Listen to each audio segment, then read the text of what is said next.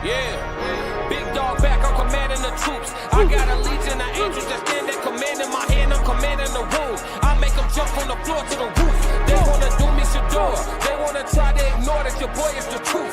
It ain't no dim in my light. It ain't no breaking this buck. I'ma buck up on you. I can't be nothing but solid. Feel like I'm stuck on my tooth. I don't know what else to do. Establishing boundaries. People don't take it too well. Guess they gotta go if they move.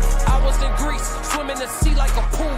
Healing my knee, let it soothe. Sorry, doc, if I don't jump off this yacht, it's an L. I cannot lose. I'm breaking the rules. Octopus salad, I hate.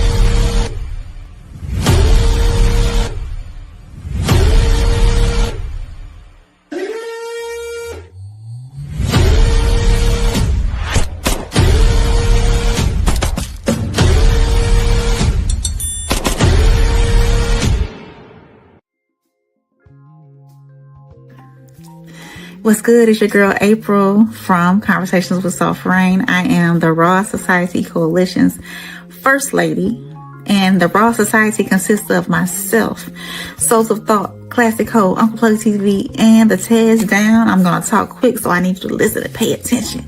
Guess what? February 13th, 2026, we're going to be live and in person in Chicago, Darien, Illinois, at the Q Bar for a Singles and Soulmates live Valentine's panel. Come with your boo, your bestie, or just your single beautiful self. You never know. You might find your soulmate. We're going to be having good conversations about relationship, love, friendships, and any and everything in between. And plus, we have an awesome performance by B-Class himself. So click the link in the bio. Purchase your tickets while they're on sale. Let us be the prelude to your Valentine's weekend. And I can't wait to see y'all there.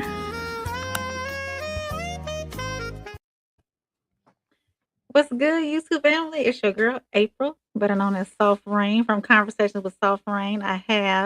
This is Tuesday night, and we bring you No Middleman panel on Monday, Tuesdays, and Wednesdays. This is Tuesday night. How you doing today, Souls? I'm doing amazing. It's a blessing to be seen and not viewed any day. Oh, definitely. But we like to welcome everybody on in. What's up, Sko? What's up, Uncle Plug? And everybody who has not commented, make sure you like, comment, subscribe, share this with your friends, so we can continue to bring you this great content that we make every day. So welcome on in, Jen. Plug said he just got home. He's gonna be here in just a little bit. And today, y'all, we have a special guest, Miss Roxy. Miss Roxy wanted to come on and talk a little bit about unconditional love and share her experiences. So we're going to have Miss Roxy come up in just a second. We're going to open up the show with our music selection, our new thing that we're doing here on the No Middleman. You know, we bringing you the same guy. Nothing changed, nothing changed but the lyric. So we're going to bring you guys Toby Nagwagwe. That's how you spell it, say his name correctly. We're going to go ahead. One more time for me. Toby Nagwagwe. Nagwagwe. Mm-hmm. Toby Nagwagwe. We're going to bring him up again. He is sung right here. I think it's going to go perfect for our icebreaker tonight. That's going to be brought to us by our good friend Roxy. We're going to be talking about unconditional love, and this song is called Love. Hey, y'all gotta chill. All right, here we go. It don't matter. Look, on God, like the month of February, you should know it's all love now. I tip my hat to the ones who got cut before your boy, word to Kung Lao. Though you shine like a rollie full of diamonds, you could never be a bust down. You're the perfect score, no touchdown, but the perfect one to make a love child with.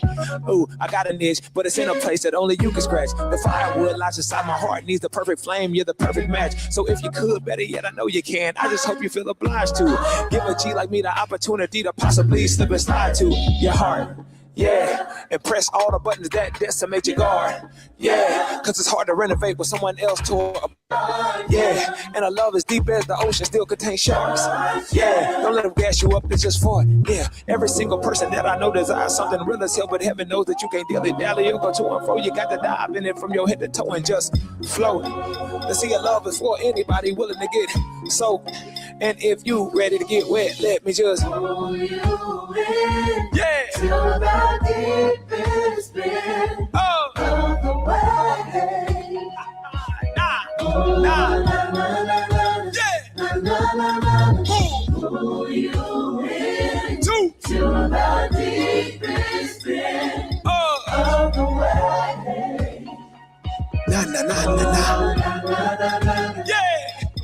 No tug of war when I pull, hope you don't pull away. We all need love in a world full of hate. Yeah! Come on, Luke, sing. No tug of war when I pull, hope you don't pull away. Yeah. We all need love in a world full of hate.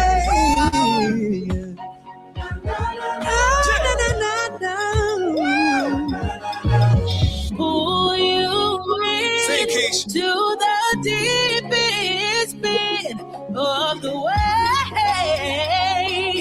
Oh, na na na na na na na na na. Pull you in to the deepest bit of the wave. Oh, na na na na na na na na. Come on. Who wanna sing? Who wanna sing? Come on. Say, pull you in to the deepest bend of the wave. You know how the melody goes? No. Take mommy, man. Look. Say, pull you in to the deepest bend of the wave. Oh. I'm not trying to remember the notes. So as you see there, that's Toby Nagway, man, with love. Great song, great rendition, man. I love his music. Definitely. All his music has a message to it. I think that message we can all see very clearly. And it goes with our icebreaker. We're going to introduce our good friend. Roxy is in the building. Welcome in, Roxy. Hey, Roxy. Oh, can you hear us? Can she hear us? Hello. Oh, there she is. She's going to hear us. She's here. Welcome Can in, y'all Roxy. hear me? Yes, Roxy. Okay, because I can't hear y'all. Can you hear us, Roxy? She can't hear us. Hmm. Can you hear us now, Roxy? Go back out and come back in, Roxy. I don't know. Can't hear us. Put it in the back chat. Just a little technical differences. Give us 1 second. Feeling like soft rain over here. Give me 1 second, y'all. Technical differences. So as we get in contact with Roxy, see if she can hear us. We're gonna have her backstage, but we are going to be talking about unconditional love. It was a topic that we hit on yesterday, and she had some good comments in the chat, man. And we welcome anybody who has any opinions, thoughts. You can come up here. You don't got to be on camera. We ain't forcing you to be on camera, things of that nature. But we will force you to speak your mind. Speak your mind. We want to hear your voice. We want to hear what y'all got to say as we get through these comments while we waiting for Roxy to come back in backstage. Kay said 333 was good. Kay was good, man. Kay been in that thing. Classic said 333. Toby be going crazy. Yes, he does, Big Sco. My goal is I'm gonna have to get Rain educated on the story, Sco. I'm gonna try to see if we can do like a review to their story. Can you hear us now, Roxy? I'm back and I don't know what happened. I'm so sorry. Oh, you're fine. You can hear us though? Yes, I can hear you. Oh, No good. problem. We're about to get started. Just a second, just going through these chats. What's up, Flip 333?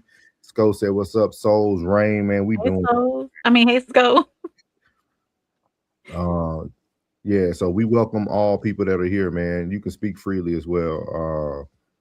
We appreciate everybody.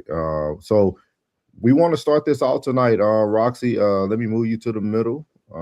Get Rain over there to the right or her left, however it looks on her screen. Want you to kind of just open up, which however you would like to open up.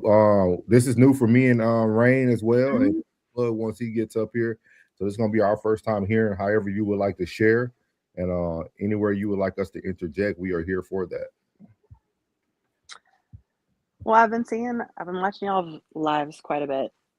And Split Classic has always got to comment or say something about unconditional love and if that's something that we can do. And I had asked a question, and it was referring to unconditional love. Is this a matter of within a relationship, without a relationship, in love with someone or having love for someone, because this can be in multiple different ways, I think. Mm. You want to break down all three, Oh Lord Jesus. or I whatever? think you can unconditionally love someone.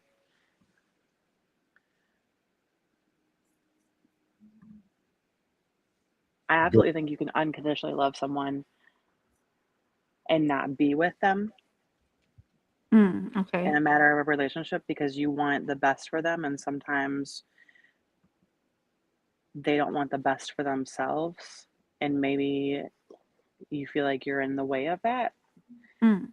so that they can work on themselves. Would you consider that avoidant behavior? I know this is something Tez talked about a month ago. We kind of, and then, do you think that's a more of an avoidant behavior though? Oh, absolutely. Okay. Are you familiar with avoidant behaviors? Yes, I am. Okay.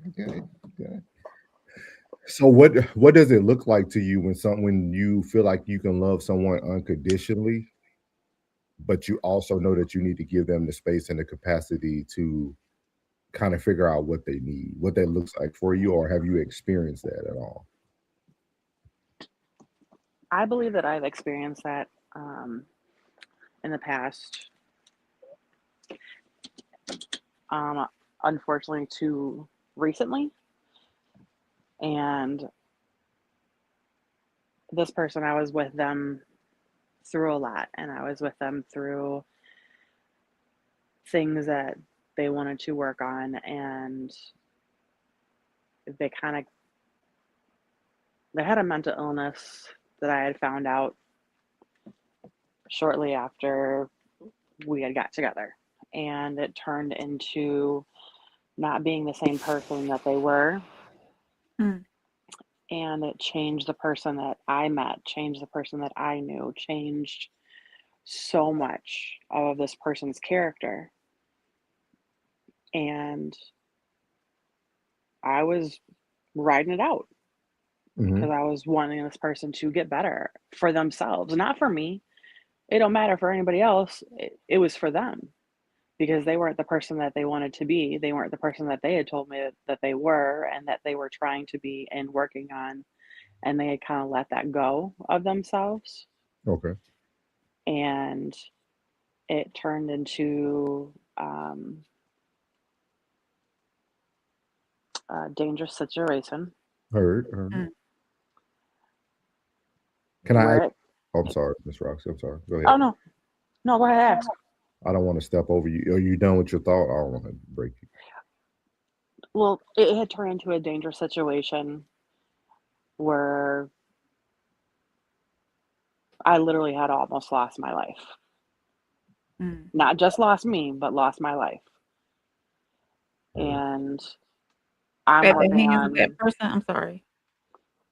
I'm working on that process now of healing myself and doing what I have to do to be better for me and be a better mother and a better caregiver to my mother and be who I know that I can be and who I'm supposed to be rather than just be this broken person because of this and having to let go of this person and really, really let go and fall back and pray and hope and that this person takes care of themselves because it doesn't matter of all the things that we had gone through in that amount of time, but it was something that I care for this person regardless of how they treated me, how whatever they did to me, and I want this person to get better for themselves, not for me, not so we can be back together, not so we can have anything, not so we can even be friends, just so that they can be better for themselves. Heard. So, Roxy, can I ask you a question? How long did you know this person before you guys started dating? It wasn't very long. They had just moved to this area, and Okay. I typically don't date in my area. Heard. Um, What intrigued you? Like what brought you in so quickly? Very charismatic, very upbeat, very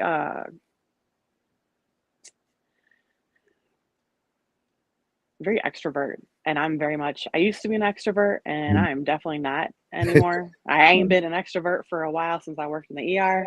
Okay. But I'm very much an introvert now.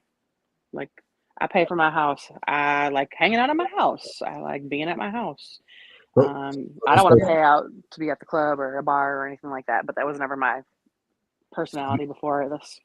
so this person drew you in because they drew something out of you that you kind of desire to like bring back for yourself.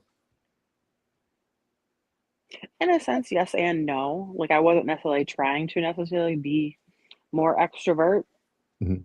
but it was just one of those things. I wanted to give this man a compliment. I gave him a compliment, and it progressed from there.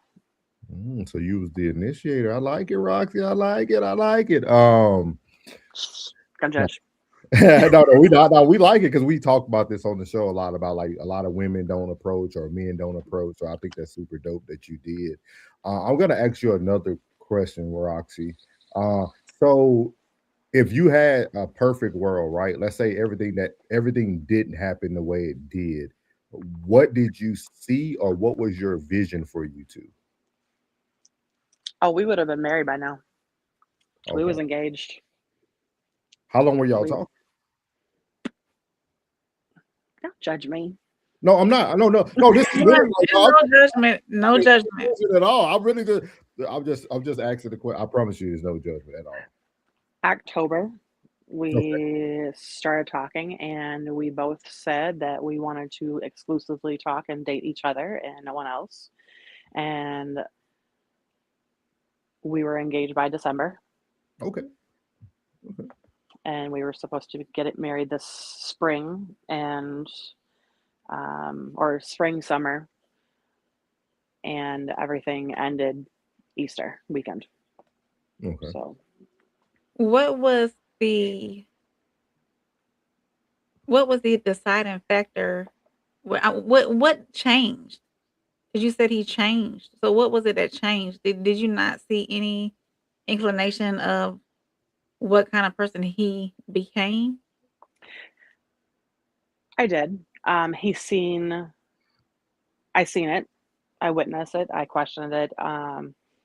He had had an issue with substance abuse and drinking, and his birthday was in November. He wanted to turn up for his birthday in November, and that just meant him at the house chilling and having a good time, and not necessarily going out or anything like that, which was fine with me.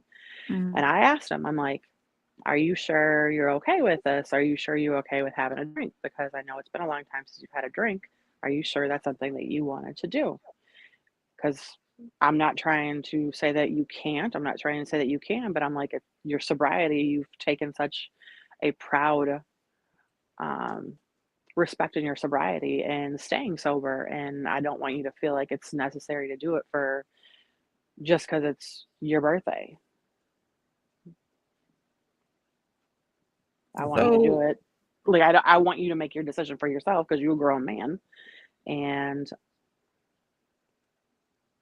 mm, I want you to know that I support you in your sobriety 100%. So this is not something you feel like you have to do. I am not a big drinker at all. My family is full of alcoholics, and that is something I do not desire to be. Okay. Definitely understand that. Just to give you a little background about me, Roxy, that's what I did for the past 15 years. I'm a KDAC, a certified alcohol and drug and dependence counselor. So I can definitely relate to you in those time frames and understanding, like trying to have like clear boundaries, but not trying to control the person and let them Right. make their own personal decisions. So I can definitely respect that. With that being said, what was the point where you felt like, okay, we were together in October, we got engaged in December, we had a wedding date? How many moments were there when you were like, okay, maybe we should slow down, or maybe we should try a different route, or like was it very like It was was it a very fast pace. okay. Like, and whenever I say fast pace, it was good uphill, going, and then it went to a roller coaster. And it started around the time that the drinking occurred. And correct me if I'm wrong, he's younger than you, ain't he, Roxy? Yeah. Okay, I could tell. What's the age difference? What's the Probably 3 to 4. Uh-uh. 10. No, it's 8. Oh, okay. Okay. okay? Okay. Okay. Awesome. Awesome. So now that I don't want to stick on the relationship too much because I'm glad that you're healing from that, and I don't want to open up any new wounds that you're healing from. With that being said, what does unconditional love look like from you moving on? Like, what do you now desire unconditional love to look like for you to display to others? For me to display to others Hmm. is just being there for a person whenever they need. Do Is you feel like simply that's just realistic though? being. Because you didn't get the result you wanted. You already been there for someone. So have you thought about new ways of showing unconditional love? That's a very good question. No, I have not thought about new ways.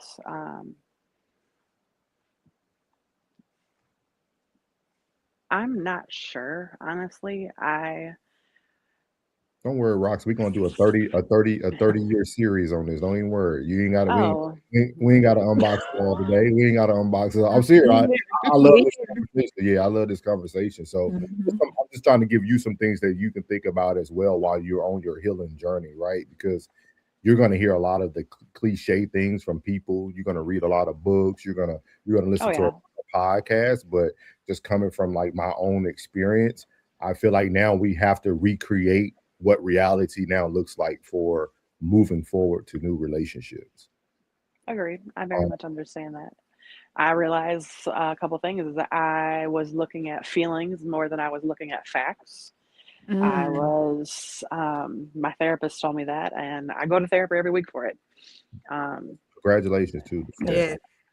Healing from this um, was a big deal because I have a 10-year-old daughter, and she did not witness a lot of things, but she was in the house. She didn't hear a lot of things because she was upstairs in her room doing her thing, but it was a lot of, The energy um, in the house was she felt that though, most likely, yes, even though she didn't absolutely. see.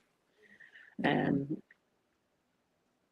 I hold anger at myself for that.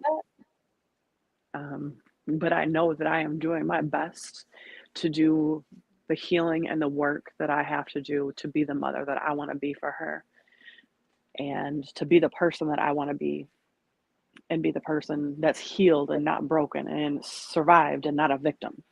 Mm.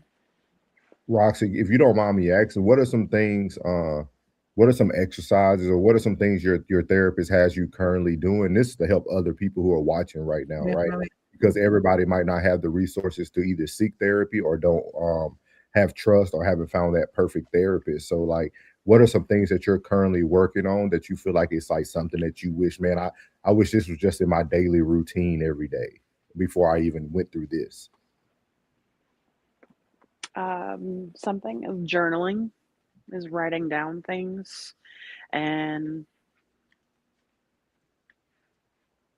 writing it down and then taking it outside and setting it on fire and then letting it go and releasing it and really, really releasing it. Not just saying I'm doing it and not coming back to it over and over again, but really releasing it. So journaling is one big thing. Are you Um, are you okay with never truly healing though? I'm aware that that is a very, very likely possibility. Mm. It's hard to accept, but I do accept it. Heard. Um, but it's one of those things where it's like I'm not gonna, I'm not changing. I'm evolving, Awesome. and that day in that car, that is what I call. I know it sounds probably kind of silly, but I call it my death day because that person in that car, she died. She died. She don't exist no more, and I am recreating the person that I am and that I want to be, and that how to have boundaries and how to learn to become stronger in myself and know who I am and know what I want and not settle and not just be okay with taking abuse like how I took it. And something, when you get a chance, I don't know how long you've been in therapy, and I'm not here to like counteract what your therapist is doing. With that being said, I would like for you one day down the road to try to have the conversation with your therapist to unpack, do Roxy really need to change, or was that just a bad episode? Because sometimes in therapy, right, it's easy for us as therapists or us as counselors to give you all these tools and like try to recreate you and make you. But technically, Roxy could have been perfect. Not, nobody's perfect, but just in the words of like, Roxy could have been okay the way she is. So is it some things that she probably can tailor? Yes, but I would highly encourage you, and this is just some counter transference for myself. Like, that's something I didn't do when I lost my mother. Like, I still deal with grief, and I didn't utilize grief to like, I made it become who I was and didn't understand that I was already whole, if that makes sense. That does make sense. And I So appreciate that. yeah. So I would definitely say, I would definitely encourage you while you're in therapy, and it could be something you do on your own. You don't have to, if you don't feel like your therapist is ready to unpack that or they're not moving in that direction. I would highly encourage you to kind of make a list of your pros and cons of like, hey man, this is the Roxy I still want to maintain regardless of what relationship I'm in. Like, these are some great qualities. Yeah, that this outfit didn't fit that person, but it doesn't mean that that outfit won't fit the next person. So I will highly encourage you to make that list while you're in therapy and going through your healing process, just so that you can understand that you're probably not as far off as you think. Right now, you're probably going through more grief and more survival remorse to a certain extent, right? We only think about it from like a financial standpoint when people get wealthy or leave people in bad situations, but you might feel like you said, you died to yourself, so you're a survivor now, right? So a lot of that stuff. And also, I will have you think about this too, just not to give you too much to think about, but I will also think about that it's okay if you want that person to heal for you too. Not meaning that you want them back, Right. but it You also, want to see them in a better space. yeah, it's also something that you will be able to say, you know what, I encountered this with this individual. I went through this experience with this individual, and now we're both better. Yeah, we're not together, but we're both are truly better. Yeah. So I think I'll be able to unpack with my therapist probably once they find him and once we deal with and the court system has dealt with everything. oh, so you got a whole this you got other entities, you got other external things going on too. Oh yeah, Oh, okay. absolutely. Okay. Heard. Okay. Okay. So it's one of those things where like even though I feel like I'm still living in survival mode because I gotta I have to have my head on a swivel everywhere I go, every time I step out of my house, every time, even I'm in my house. And I know that because a lot of stuff happened in my house, and it's like a constant reminder almost. It is very much so because my bedroom is the room where everything happened, and not the ending of everything happened, but where the end of everything really started. Yes. Did all I'm trying, it's a lot to take in. Did all of it start after the drinking started again? Or was it or did some peak out and show before that? No, it was the drinking. Oh, it was okay. It was the drinking, and uh, I had taken him to a hospital down south because he has severe mental issues, which I pray and hope that he is getting help for, and not just saying that he's getting help for or anything like that, or saying he's going to do this, because he also had gone and become a substance abuse counselor as well. So he's like, I know all the tricks, I know all the answers, I know all of this, but it's okay, but how are you implementing those into your life? Right. And you can want something and you can self-sabotage yourself and not act in the way that you want something. Definitely. Yeah. And that is one thing that I know occurred. And the paranoia had just became too much, and where I wasn't in control of my phone even, and I wasn't going anywhere alone, and I wasn't going anywhere. Like groceries were being delivered because of this, Mm. because I it I didn't do anything, but it was the assumption that I had done something, or that I was doing something, or that I was planning on doing something because of his past trauma with relationships of always being cheated on. I'm gonna let you know something, Roxy, and I could be wrong, and you can let me know in the future if I'm wrong. His trauma wasn't relationship; it was his relationship with alcohol. Oh yeah. I think it was probably, honestly, that's a very good truth. But I also think it was his relationship with relationships and his relationship with how with his mother whenever he was a younger child too. Mm. And Because you said you work in the ER, so like not to be in your business, are you like a I nurse? used to. I Okay. used to work in the ER. I don't work in the ER anymore. I actually just take care of my mother. Okay. Um, I'm her sole caregiver. Okay. So you always been in that role of a caretaker. Oh yeah, since I was young, even in like middle school. I remember doing that with family members who had gotten sick and came home on hospice. He brought you a And lot of sense of satisfaction, didn't he? he did. And he was there for me like no one had ever been there for me. Mm-hmm. And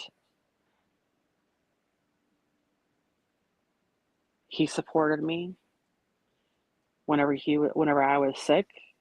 He took care of me. He did everything right, and then it went really, really wrong. And whenever I say wrong, it was the drinking, the obsession with controlling what I was doing, where I was going, who I was talking to, where I even looked, in what direction I looked.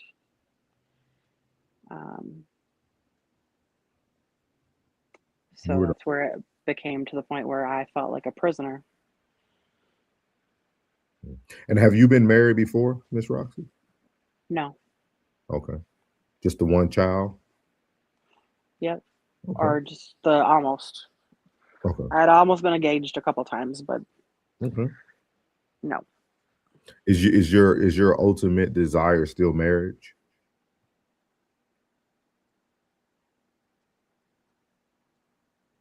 Yes. Yes and no. Or more companionship? Like somebody you can truly That companionship. okay. Like I ain't gotta have a piece of paper tied to my name with somebody else. Like that's not end all be all for me. Would I like to? Of course. Who doesn't? We grew up on sorry, I don't know if I can say that. No, you can say whatever. On You're fine. You're fine. Disney fairy tales of falling in love and being swooped up by some hero. Whenever we were kids. And such false advertisement, I swear. Mm-hmm. And it's like, okay, but you also got to learn how to save yourself. Yes. Yes, Absolutely. we do. Well, Roxy, I would love to like unpack more of this. And I'll have Rain kind of stay in contact with you to see like what angles you would like to attack this. I would love to like unpack this, even if it's like a a monthly or a weekly update on like how everything's going, how everything's unpacking in therapy. I would love to like talk more about this. I appreciate you even having the courage to come up here and Absolutely. give your story, because that takes a lot. So I would definitely encourage you to continue to talk about it, because therapy is not just a session; it's everyday life, right? So Absolutely. make sure that you're not just withholding it only for a session. Make sure if there's something you want to discuss that you can reach out to Soft Rain, or I don't know if I would talk to her, Roxy, but if you feel comfortable talking to her, go ahead. I'll just mess with Yeah. Ray. But I would definitely love to like keep unboxing this, talking Mhm. about it. And then maybe we can never know, man. This might be a new series or something, unboxing emotions or something. We never know. We never know what it is. But is Oh there Lord. anything you would like is there anything you would like to say to everybody who's watching? Any encouraging words you would like to give before we get to the rest of the show? And again, we really appreciate you. All gratitude for you coming up today. Definitely. Definitely. Well, thank you very much for having me. I really appreciate it. And I just want everybody to know, just love yourself, know your worth, and believe in yourself. If you can't believe in anybody else, believe in yourself. And don't just talk it, start walking it. Heard. Definitely. Thank you, Roxy. Well, we appreciate you, Roxy, man. You're welcome up anytime you like. Always reach out to just Soft Rain. I know she has your contact information. So Mhm. let us know. We can make this a weekly thing, a daily thing, whatever you want to make it. We can make it that. But again, we appreciate your time. And guys, this was our icebreaker on unconditional love. And we appreciate you, Roxy.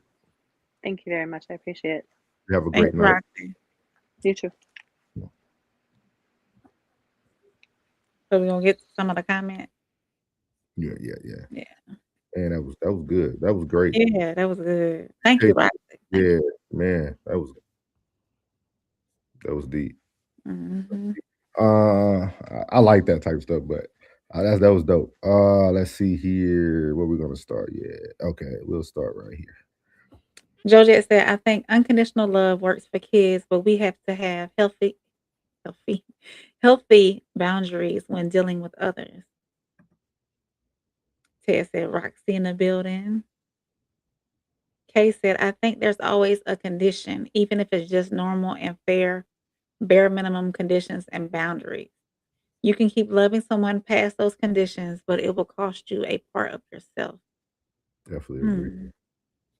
He said, if someone violates basic boundaries, you can't keep loving them without disregarding your own personhood. Mm-hmm. Okay. Sco says, so he was putting up false narrative until y'all really got into the thick of the relationship. Well, when he turned back to alcohol was when it really showed. I should have asked this, but I was wondering if it was showing before the alcohol started back. And maybe she just didn't see it as well. Ted said, I think people should abandon the idea of unconditional love completely. Not because it's not a good idea, but because it isn't realistic and doesn't exist romantically. Skull said, hit the like button, it's free. And he also said, burn some sage and cleanse your house and get the bad spirits out. And some jasmine too. Classic said, Queen Coast Thursday, Roxy. Classic, I got her information, so I'll let her know. Let me know when you're ready to, or what time we're rolling. Yeah. Ted said 333 targets. Ted said, good job, Roxy. Yeah, that was dope. That was super dope, man. Super Mhm. dope. I know we joke a lot. I know classic, everybody talk about, but this is truly a safe space, man. Um, Absolutely. and that's one thing I won't even allow yourself to. I won't even ask you questions that are gonna even have people judging your character. Just kind of being able to ask those open-ended questions so that we can Mhm. get to the meat and potatoes of what's going on. But man, I all commend to her, man. Like she that's a lot. Oh, Uh, yeah, definitely. that's a lot to go through. I Uh, was trying to unpack everything. You're a therapist, or you've been in that you ask questions, and so the right things to ask. And I was still trying to take everything in, but it was interesting hearing her Yeah, story. yeah. Yeah. So hopefully Roxy's still watching.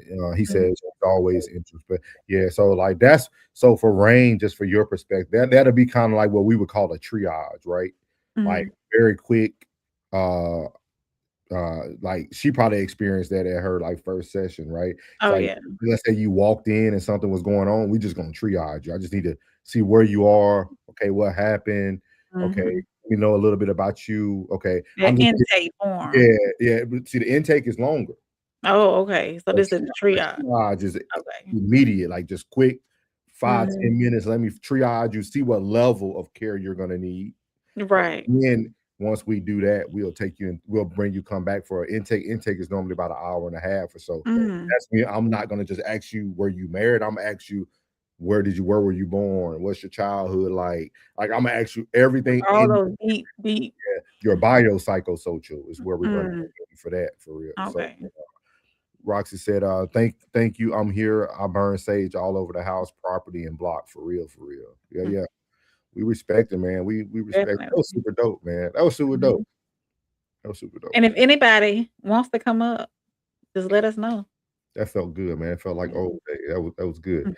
Mm. Um, I almost said plug. Sco said, I think the signs were always there and they were stuck in the honeymoon phase for so long, just battled the blind eye to what was real and what wasn't.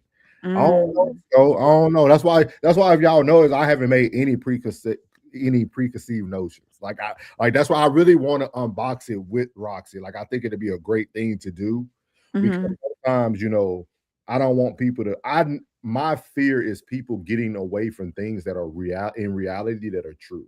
Like I Yeah. do believe that some people believe in first love at first sight. Some people feel there's unconditional love. Just because I might not believe in things, I never want to give such a strong opinion to someone's situation Mhm. turns them for who they truly are.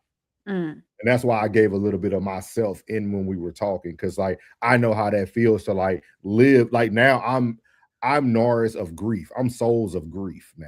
Like Mhm. I'm not like who I was as a teenager and young adulthood. Like that guy is gone.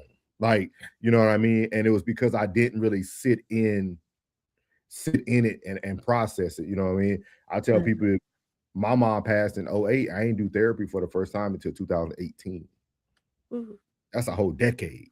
Like, Yeah. that's a whole decade of like being a man, being a father, trying to be a provider, protect. Like you're doing all these things as a man Mhm. while neglecting the one thing that you're badly holding on. You got the short straw of. You know what I mean? Right. She said, "Nah, it flipped like a light switch after the alcohol return." We're gonna talk about Mm. it, right? We're gonna talk about it because I'm gonna tell you the alcohol never left, but we'll talk about Mm. it. We'll talk about it. So man, great start of the show, man. We appreciate, man. Definitely. That made me feel good, man. All right, man. Y'all ain't gonna find this nowhere else, man. Y'all ain't gonna find this nowhere else. I know y'all watch a bunch of different podcasts and different shows. You ain't gonna find this nowhere where people can switch and go into a little therapy bag, go into a little comedy bag, go into like you ain't You gonna get some of everything over here. We fulfill all your needs on this yeah, like we your real life 7-Eleven on podcast. side. Whatever you need. Or if you don't, Whatever you need. it's gonna be Sheets. Sheets got good food, everything for you. Mhm. Sheets Uh, do have some good food, I ain't gonna lie. people love it. People love it. So The only he's time I get to see him though is when we in West Virginia. yeah. Sco said, yeah, this is one of the best episodes of season 2 so far. Thank Appreciate it, you. Sco. Appreciate it, man. He Thank said, you. yes, indeed. Yes, indeed. So we're gonna move into the first topic of tonight. I was gonna use classic, but classic went a whole nother direction. So I'm gonna start with Anton up here so it matches the thumbnail. If y'all seen our thumbnail, this is Claudia Jordan admits to regret at 52. And Mm. we're gonna go into some of Anton's show on the other show. Anton actually talks about something that we talked about last night. Oh, So wow. it's gonna be super dope. But Watching. I'm gonna get it started right here. I sped it up. We all know that the guy's a little zesty, so we got past that already. So we're gonna hear what he has to say to Claudia, and then gonna hear a little bit of Anton, and then me and Rain gonna break this thing on down. I told you about dating like in your 40s and 50s back then. You think that when you're ready to settle down, that there's always going to be a lot of supply on the shelves, and it's not. Like at this age, a lot of the good guys are married or taken because they're good guys. And I was having a conversation with a girlfriend of mine the other day, and I'm like, well, your best bet now is maybe someone that a good man that maybe is coming out of a marriage, getting a divorce. So, I think in our youth, and I would like people to know this when they're younger, we think, oh, there's always going to be an endless supply. I can wait till tomorrow. Don't put off your happiness waiting. If you find that good person, like a lot of times we wait, well, it's not the right time. It's never going to be like the right time. I would say go for it more. I wish I would have told someone told me just go for it. I probably have overlooked a good candidate before, like maybe, why is that though? Me thinking the timing thing, maybe prioritizing career. I definitely was always like work. So now they have resorted to waiting for great men or good men to get out of a marriage or to basically get out of a divorce, or just waiting for the leftovers from another woman, hoping that he then removes himself from his relationship to then make himself available for you. My, oh my, have the mighty have fallen. And she's not even a bad looking woman, a bad looking older woman. You know what I'm saying? She's probably just stuck in her ways. And I've said this time and time again, every single time that I've had a conversation with a woman, and I've been on a panel and they say, oh man, there ain't no good men out here, or oh, I'm just waiting for this, or I'm waiting for that. Listen, you got to pick. You're going to have to pick which one that you want to prioritize, the same way that men have to pick how they prioritize their lives, in which they then get what it is that they deserve, not what they think that they deserve, right? And so when you think about it from this perspective, as a woman that is very, very decent looking, as an older woman, if she can't find a person, either her standards are too high, or as she admitted, she probably passed up on the guy that she was supposed to marry. That guy then has now moved on to, greener pastures and a better situation, instead of somebody that felt like they needed to be a career woman. And don't get me wrong, I'm not saying that it's bad to have a career or to be a career woman. What I am saying is that you cannot sit there and have both or dictate what the terms are, because in this situation, there would be somebody else on the other end of that conversation that would have to give you access to marriage. You know what I'm saying? Like you can't dictate how men are supposed to wait or show up for you when it's convenient for you. Men control access to marriage. It's always been. I never thought I had enough cushion built up to like relax and take my foot off the gas and start a family. And then did that just go on and on and on, and then you be 100 years old and they like it's still working. And I think I will say specifically with why is his feet like that? I don't understand it. Black women. And why do women always feel more comfortable? Never mind. Let's just continue. I feel like we don't really have the luxury to think that we can kind of take time off like that, and I specifically say Black women because like we're usually the backbone of everything, not even just with our families, but with our friend circles. Like it's always something for us to do. We're always taking care of somebody else. I don't have children, but I'm always like feeding a friend or taking care of someone or helping somebody out or doing a favor. And I think that's a cape that we put on ourselves. No one told us to do this. It's just something in us that we do. And if you think about the Black woman in your life, you probably think, she's like a superwoman for everybody else. When does she slow down for herself? I think with Black women specifically, it's harder for us to ever feel like we can just kind of take a break. We have to be. So she goes into a long rant about the movements and Black women always being the front line of everything. But I want to start with you, Rain. What do you think about Claudia Jordan's thoughts on the being 52 now, no kids, she's not married. She feel like the advice she gives her friends is to get a person who's like recently out of a marriage and newly divorced or things of that nature. I don't know if you guys, I know Plug was at work, but we all got, I know myself and Rain was in the chat for Classic as well. I think Classic and Anton said pretty much very similar things. Classic went a little bit more in depth. But with that being said, what is your thoughts on Claudia Jordan? She doesn't want to settle. She doesn't want to. I feel as though she doesn't want to give up her reins. She doesn't want to be a submissive wife. She doesn't want to be submissive in a relationship.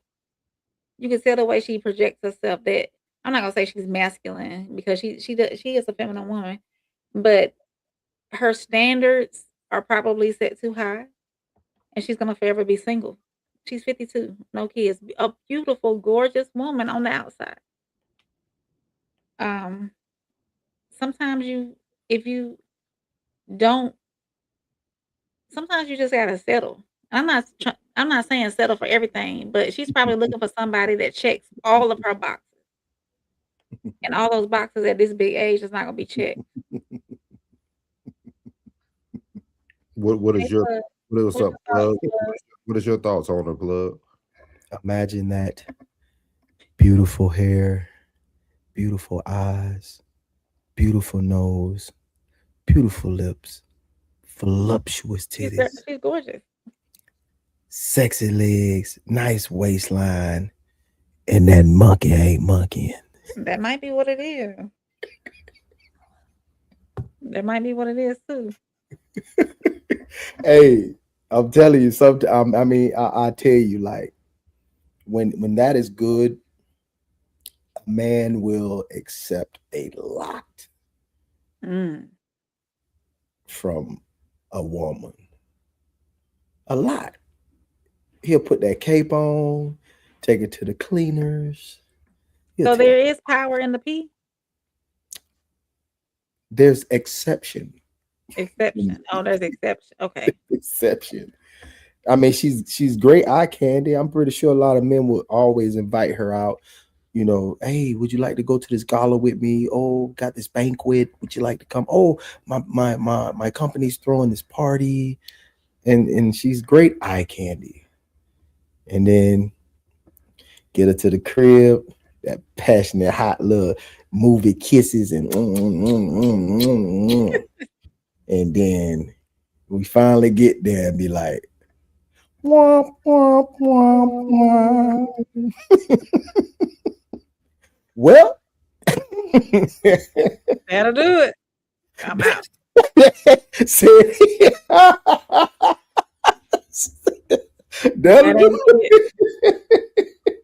That's all I was thinking about today when I watched this. I was like, that thing ain't hidden, boy. Because anybody, I mean, there's nothing you can see like when it comes to her aesthetics that no man would deny her. Like no man would deny her. She's damn near a seductress. She's beautiful. Do you think it's intellectual too? No, that she might not be carrying. Everybody needs somebody sometimes. Nobody wants to sleep alone. Who wants to sleep alone? You know what I mean? You could go about 3 or 4 days on the couch and just get it to yourself. I got laundry on the other side of my bed. But still, and at 52, being gorgeous and beautiful as she is, it's something mishappened somewhere. I got you. Thank you, brother. Something somewhere is not. It's something is amiss somewhere on her side. It has to be because I don't think she's like I see her on most reality shows and she's not that, ghetto.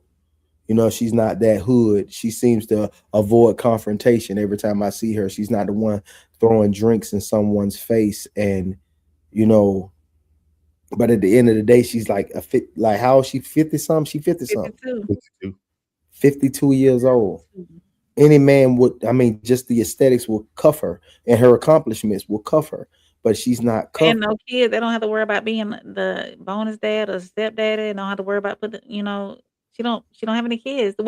She's not coming with any baggage. So what is amiss? Is something amiss somewhere?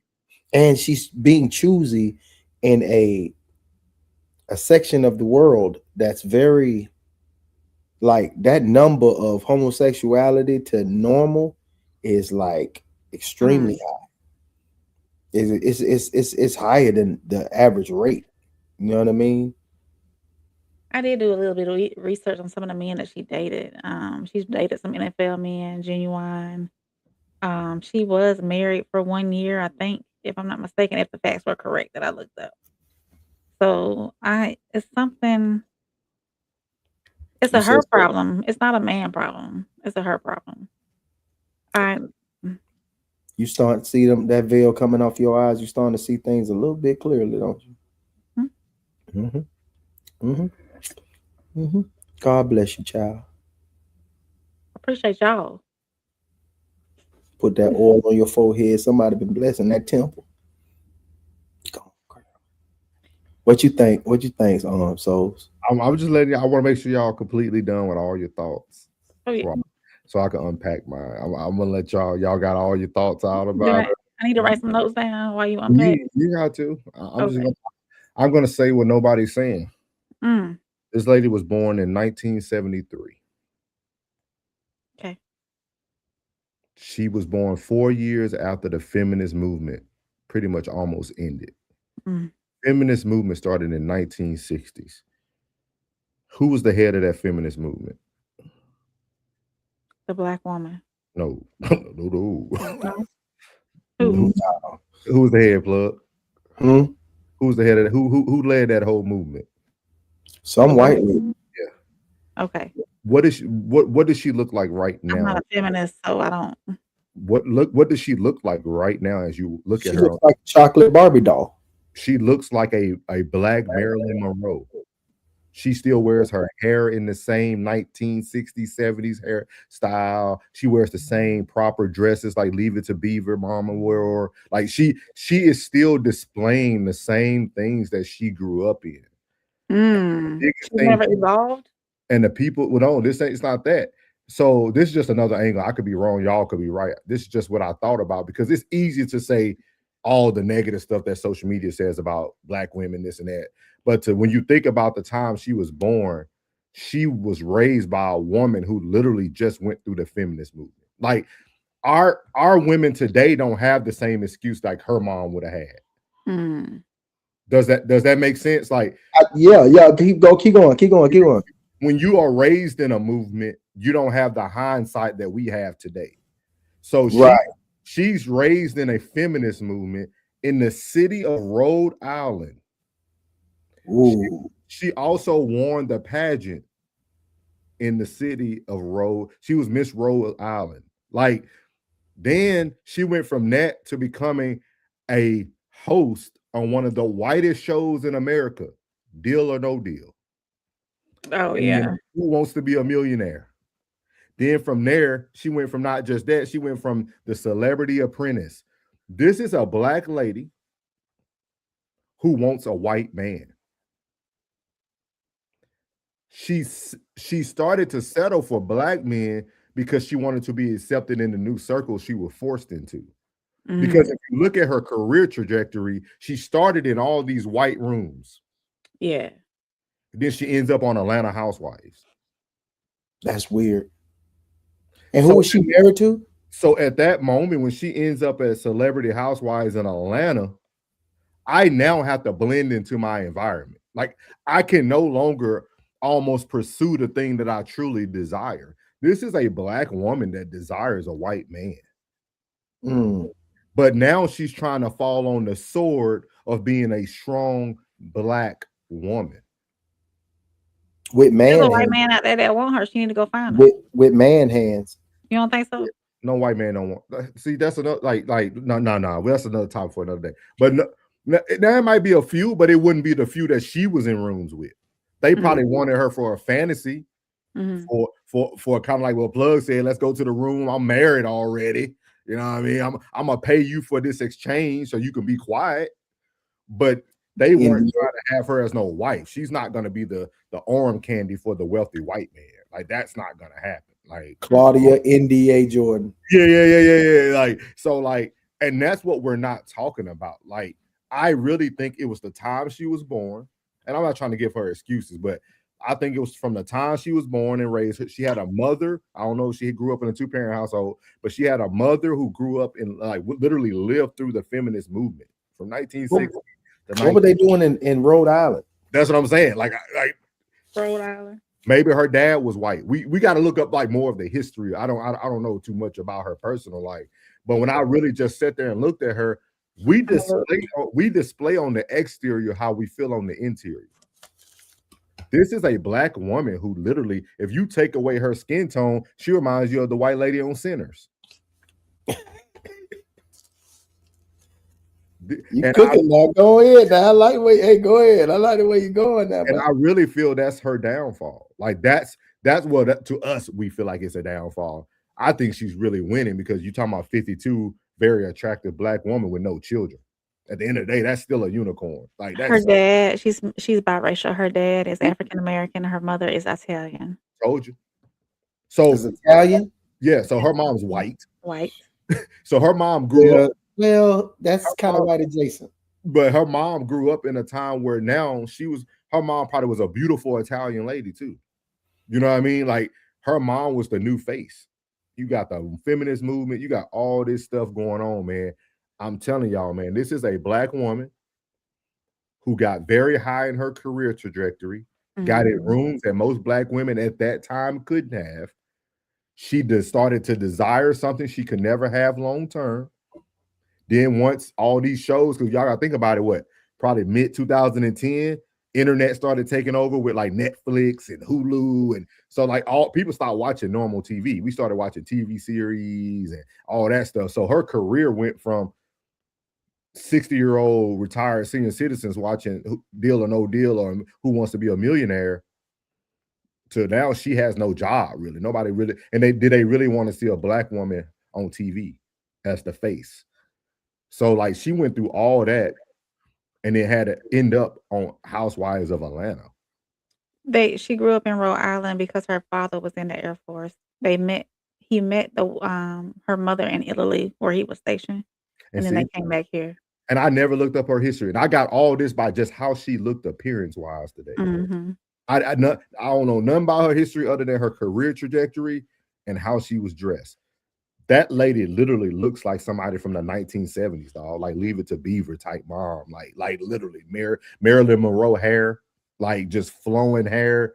Like, and it's always been that way. Even the older pictures that she was in, her mother even dressed that way as well. See what I mean? So like, I know it's easy for us to like, oh man, a 52-year-old Black woman, no kid, man. She just wanted to wait for the right thing. Her cootie wasn't good. No, man, everybody don't have the same story, dog. Like sometimes we got to give people some grace. Like this lady, she's on the wrong marathon now, though.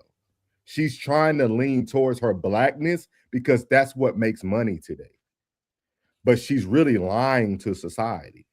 And even losing though, bro. She losing. She'll never lose.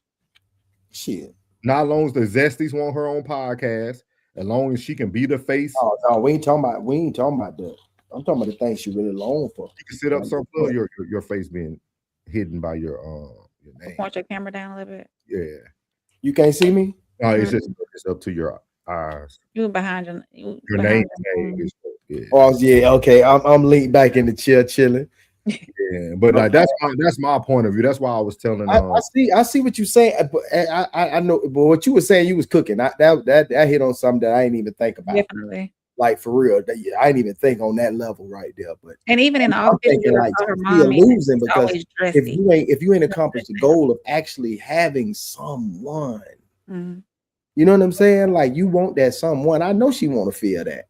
Every woman desires to feel that. Okay. Yeah. You just don't want to get patted on the ass in the kitchen while they making some grilled cheese sandwiches. She just don't want. How long she make grilled cheese? Black man. She don't want a Black man though. That's what she needs to go ahead and tell people. Like I think more and like even like I see Classic in the chat. I know he's saying that she butchered men for years, but go back and look at her resume. When did she start that? She wasn't doing that while she was on The Celebrity Apprentice. She wasn't doing that when she was on Who Wants to Be a Millionaire. She started that stuff when she had to fall into the rooms of Black people. I'm hearing you. I ain't gonna deny you, bro. When you right, you right. But she losing though, bro. She'll never lose. Shit. Unless her looks go away, she'll never lose, dog. That's always one. For real? Call man, hey, but it's a lot of pretty women out here, man. Think about this, plug. Natalie Nunn was on Cam Newton talking about Shaq buying her a car, and she looked like a man. Who? He said her and Shaq never dated though, but he bought her like a man. That's something to unpack too. Yeah, who looked like a man? Natalie Nunn. Who the hell is that? I know. I didn't know who she was either. Like, that's what I'm saying. That's what I'm saying. She's part of the daddy. But she's on Cam. That's what I'm saying. Like, there's always an opportunity. Like, And I really feel, you know what I thought too when I was looking at Miss Claudia Jordan here? Y'all know what I thought about? Miss Cheyenne Bryant. I said, boy, they coming out in droves now. Two peas in a pod. You can start seeing a bunch of attractive older black women making that bad by talking about failed relationships, what they see in the black society, because it's people are going to listen to them because they are attractive. Like people are going to at least watch them. It doesn't mean hate pays you just as much money as enjoyment and entertainment. Like people hate you and you still get 1 million views. It don't matter. 1 million views is 1 million views. So like that's true. That's true. So I'm telling y'all, look out, man. She's the second one. She's gonna be you got Claudia Jordan, you got Cheyenne Bryant. You're gonna see some more go on this tour. It's gonna be the True Baddies tour. Like it's gonna be a True Baddies tour. Dog. They finna take over. They finna take over the scene. And Netflix coming out with podcasts. I am so utterly disappointed. I got hope. I got hope. You want to read some? Let me. Man, Yeah, sure. We got a lot. Yes, indeed. Thank y'all for the comments. We appreciate y'all. Classic said, man. Ted's got his eyes looking.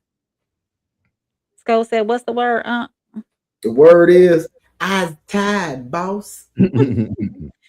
Hey, Miles. Welcome in, Miles. Fozzie, Bear Boots. Oh, Fuzzy, Bear Boots wearing. Yeah, she got a little boots. Yeah. We gotta get Miles up here, man. Yes. Skull said at this point she is looking for a husband. She won't find one if she's not coming submissive. Because being bad is only going to get you so far. Absolutely. Ted said, voice of velvet, huh? Plug. Voice of velvet. Yeah. That means Roxy a lot said, from you, Tez. Roxy said, Roxy said, compromise is what's important to making that you are getting the priorities of those boxes. She probably doesn't want to. Miles said, yeah, her standards are probably non-negotiable. Hey, Lisa. Welcome in, Lisa. She's 52 with unrealistic expectations. She needs to take what she can get. Damn. That's coming from said, check your phone. Classic's laughing.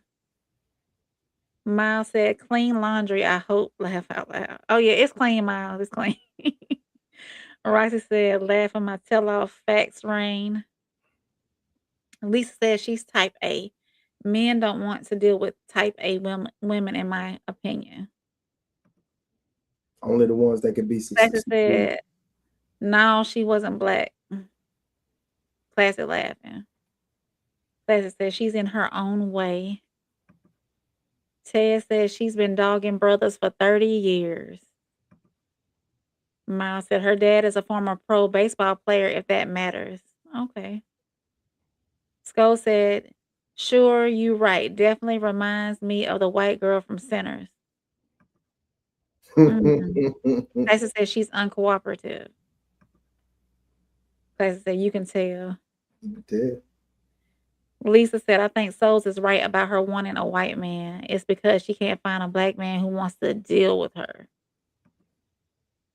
Ted said the woman who wants to be a wife and the woman who's looking for a husband are two completely different women. Definitely. Now hold on. Now with what she said, the one want to find a black man that will want to deal with her. With those aesthetics, you got to think about it. You know what I'm saying? So somebody you ain't really got to take care of. She get to the bag. She's aesthetically beautiful.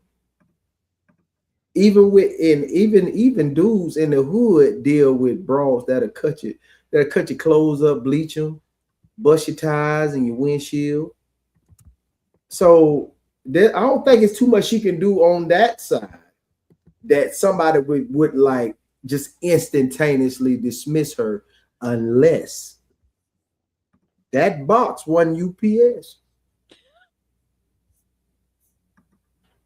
I'm just saying. That has to be. I'm telling you, man. I think if I could get 4 dudes that she have dated in the past, and I'd be like, bro, let me ask you a question. And I ain't trying to get all of your personal business, and I don't want to put this out there in the open. But yeah, no, you'll be like,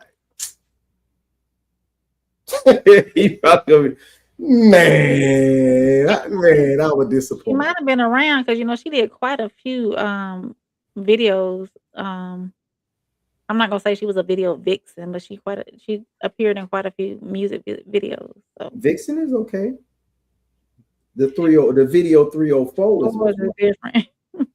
Lisa said, "Looks like she lives in Pleasantville." Classic said, "In giving her the same grace she gave us, I'm giving her the same grace she gave us."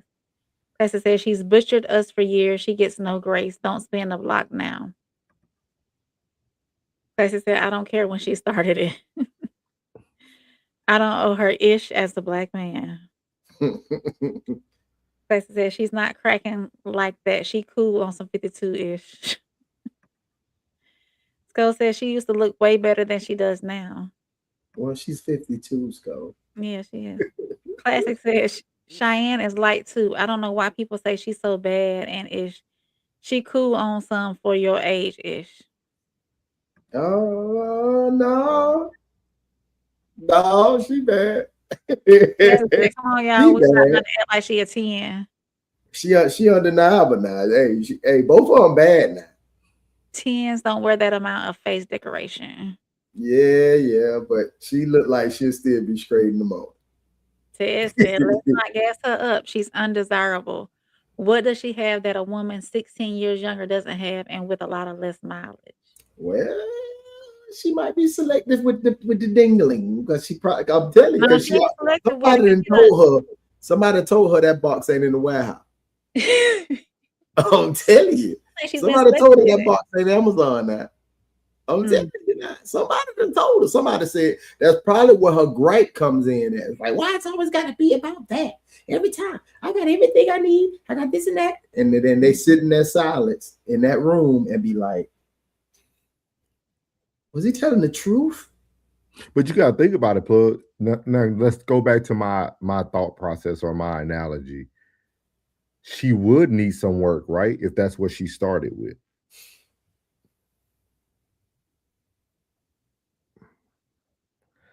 Does that make sense? Like, I do feel culture-wise, race plays a difference in like how you explore the bedroom. Oh, Now hold on now. I got a lot of white homeboy, like and 60 of them is wiggles. You feel what I'm saying? I'm talking about like what? No, I say 60, but the other 40, they really that talk to them. If you know what I'm saying, that talk to them. And they had a whole episode on talk to him, talk her through it. You know, no, the talk to him. I'm talking about the talk to him. You know what I'm talking about. I'm talking about that hot tool. Pause. Oh, you know what I'm saying? That is very important. Like I seen them deal with quite a few women that it was like, I'm like, bro, what is you doing, bro? I don't care what nobody say. I'm not going nowhere. I'm like, nah, she ain't got no shoes on. Like she got the Barney Rubble toes. Like they don't even meet. They be like this. And then they got the half a toenail on it. You know what I'm saying? Like all of them got the little baby toenails on it. He don't care. Because that thing is that thing is hidden. And he ain't going nowhere. I'm talking about she's sitting up jumping out of the big F-250 on them 35s. Yeah. So no, bro, that's important, bro. I'm telling you. Go said, I'm talking about Natalie Nunn. Yeah, he was talking about Natalie Nunn looked better when she was younger. Mm-hmm. Ted said she's 52, case closed.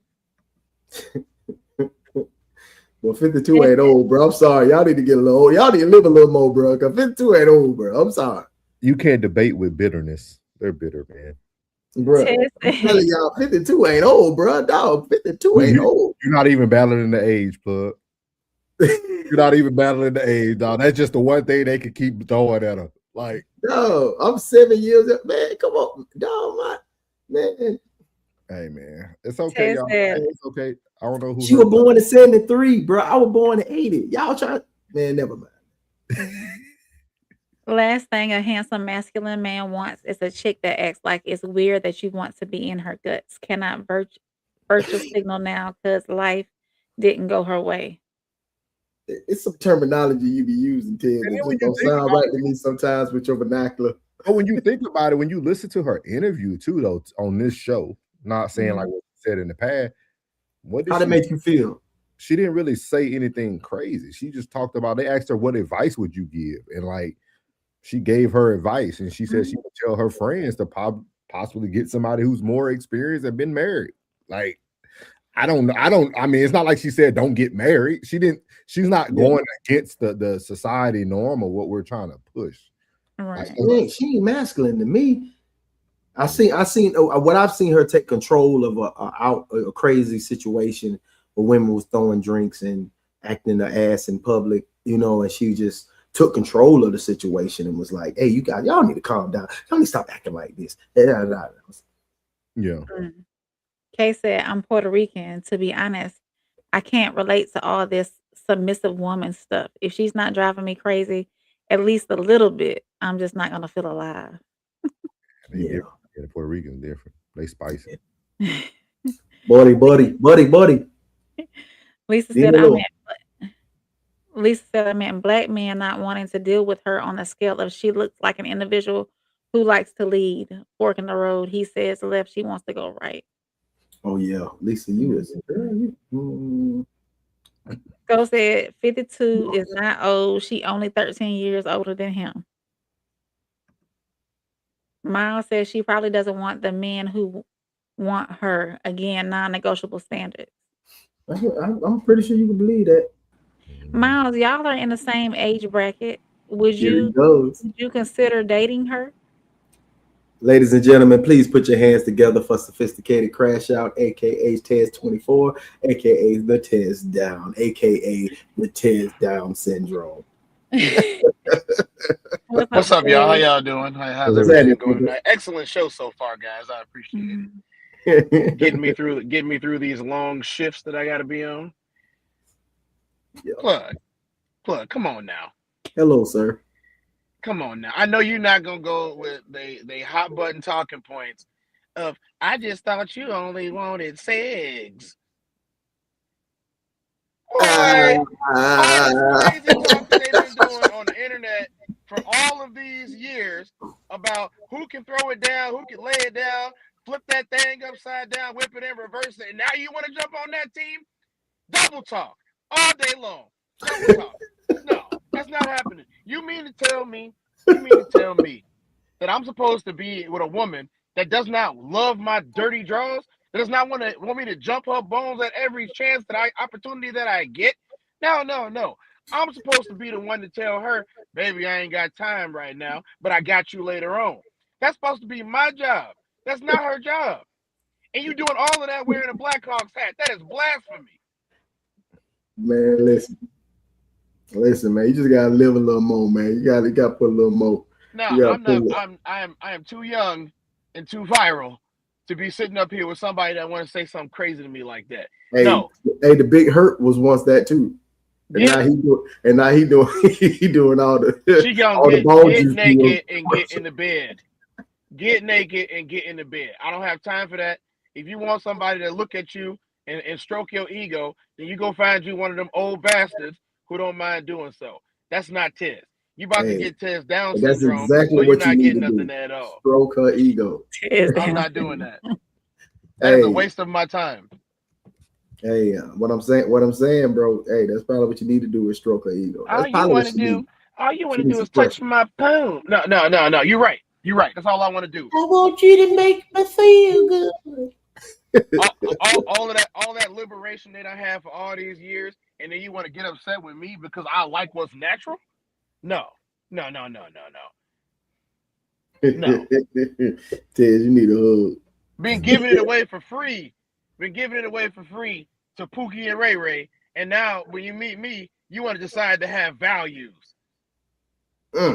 I got a whole set of handcuffs and everything else. You get tied up tonight. Stop talking. Matter of fact, I got a little thing. We're gonna put it in your mouth. You're gonna stop talking tonight, girl. I don't want to hear nothing else you got to say. Damn, Uncle Elroy. Playing games. And then they get on these talk shows and then they let people ask them these nice softball questions like they ain't did nothing wrong in their entire life. How about the 9 relationships that she done had with millionaires that done failed? She can't find somebody that want her. What you talking about? Your daddy was a millionaire. You done dated at least 9 millionaires for years. You've been married. Your marriage didn't even last a whole 12-month cycle. You've been engaged 4 times. What you mean you can't find somebody? What you talking about? You gotta tell her, dog. You say, I'm faded and I'm feeling X-rated. She's not looking for a good man. She's looking for a good wife. She wants a good wife. That's the problem. Man, I don't think that it, man. I think she's aesthetically looking at herself compared to the women that she see in real life that we see on TV and says, I think I'm better than her. She's aesthetically old. But when you have that attitude, you acquire that energy. And when you have that energy, certain men don't attract to that energy. She probably just has a real kind of effed up energy. It could possibly be. I don't know her. You know what type of energy she gives off? Grandma Madam energy. Damn. She give off Grandma Madam energy. She upset that the young ones is getting all the attention because back in her day, she got a whole lot of attention. Well, she probably need a younger man. Yeah, it ain't black folks' fault that you had this problem. It's not black men's fault at all. I'm not championing that cause one bit. You didn't want one. You didn't want one. All the ones that wanted you didn't want one. She's been dragging us through the mud for 30 years, teaching all these women the wrong things. It's so many spinoffs of her type too, because she helped them find it, and what they gonna do? Bring her on show so she can talk about her grief. Yeah. All right, let's get to these comments and get to this last topic of the night. You stand up for the last topic, Ted? I'll be here for about another couple minutes. Okay, bet. Let's see here. What did we leave off with? Lisa. Ted, you're something else, but Wow. Okay, here you go. This is where we at. Miles said, let him talk, plug. Let him talk, plug. When they gain some years, they will feel attraction for older women. Mm-hmm. Absolutely not. I'm like all them older. Look at Leonardo DiCaprio. Do you think he's attracted to older women?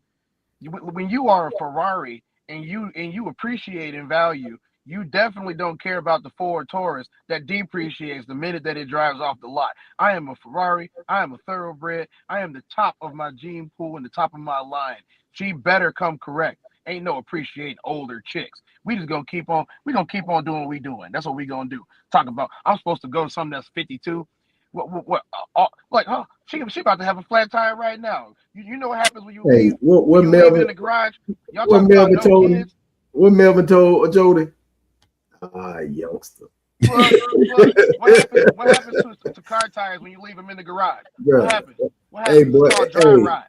She got a dry all right. box. You like Wagyu, right? No.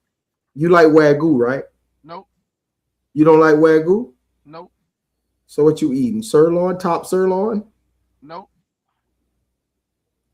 We eating rocks. Man. We trying to stay as tough as possible. We eating rocks. I'm getting all the minerals out them things. What I'm telling you right now is when you leave a car in the garage, it get dry rot on the tires. No. And as soon as you try to drive the car out the garage, the tires blow. She ain't got no kids. She ain't married. She 52 years old. All she got is a mouth, and she ain't even using it the right way. Damn. Been dragging my black brother through the mud for 30 years. They want some sympathy. You gonna get some sympathy, all right? Sympathy your ass right on out the door and stop talking. Ooh, yeah. Oh yeah, let's get to the last topic. Classic said Mike cracking if you tell Tez. Oh yeah. Classic said yeah. Miles said she's gorgeous. Yes, she is. Classic laughing. Hey Alicia. Alicia, hey everybody. Hey, Alicia, what's up, girl? I see you changed that profile pic. Classic said, "What the hell is going on, man?" In my slimy voice. What the hell going on, man? Classic said, "Classic laughing." Zound. Oh, I skipped. Okay. Skull said, "Ain't nothing wrong with the older woman. They take care of you and feed you, Tez. Don't knock it until you try it, Tez." I feed myself. Okay. What?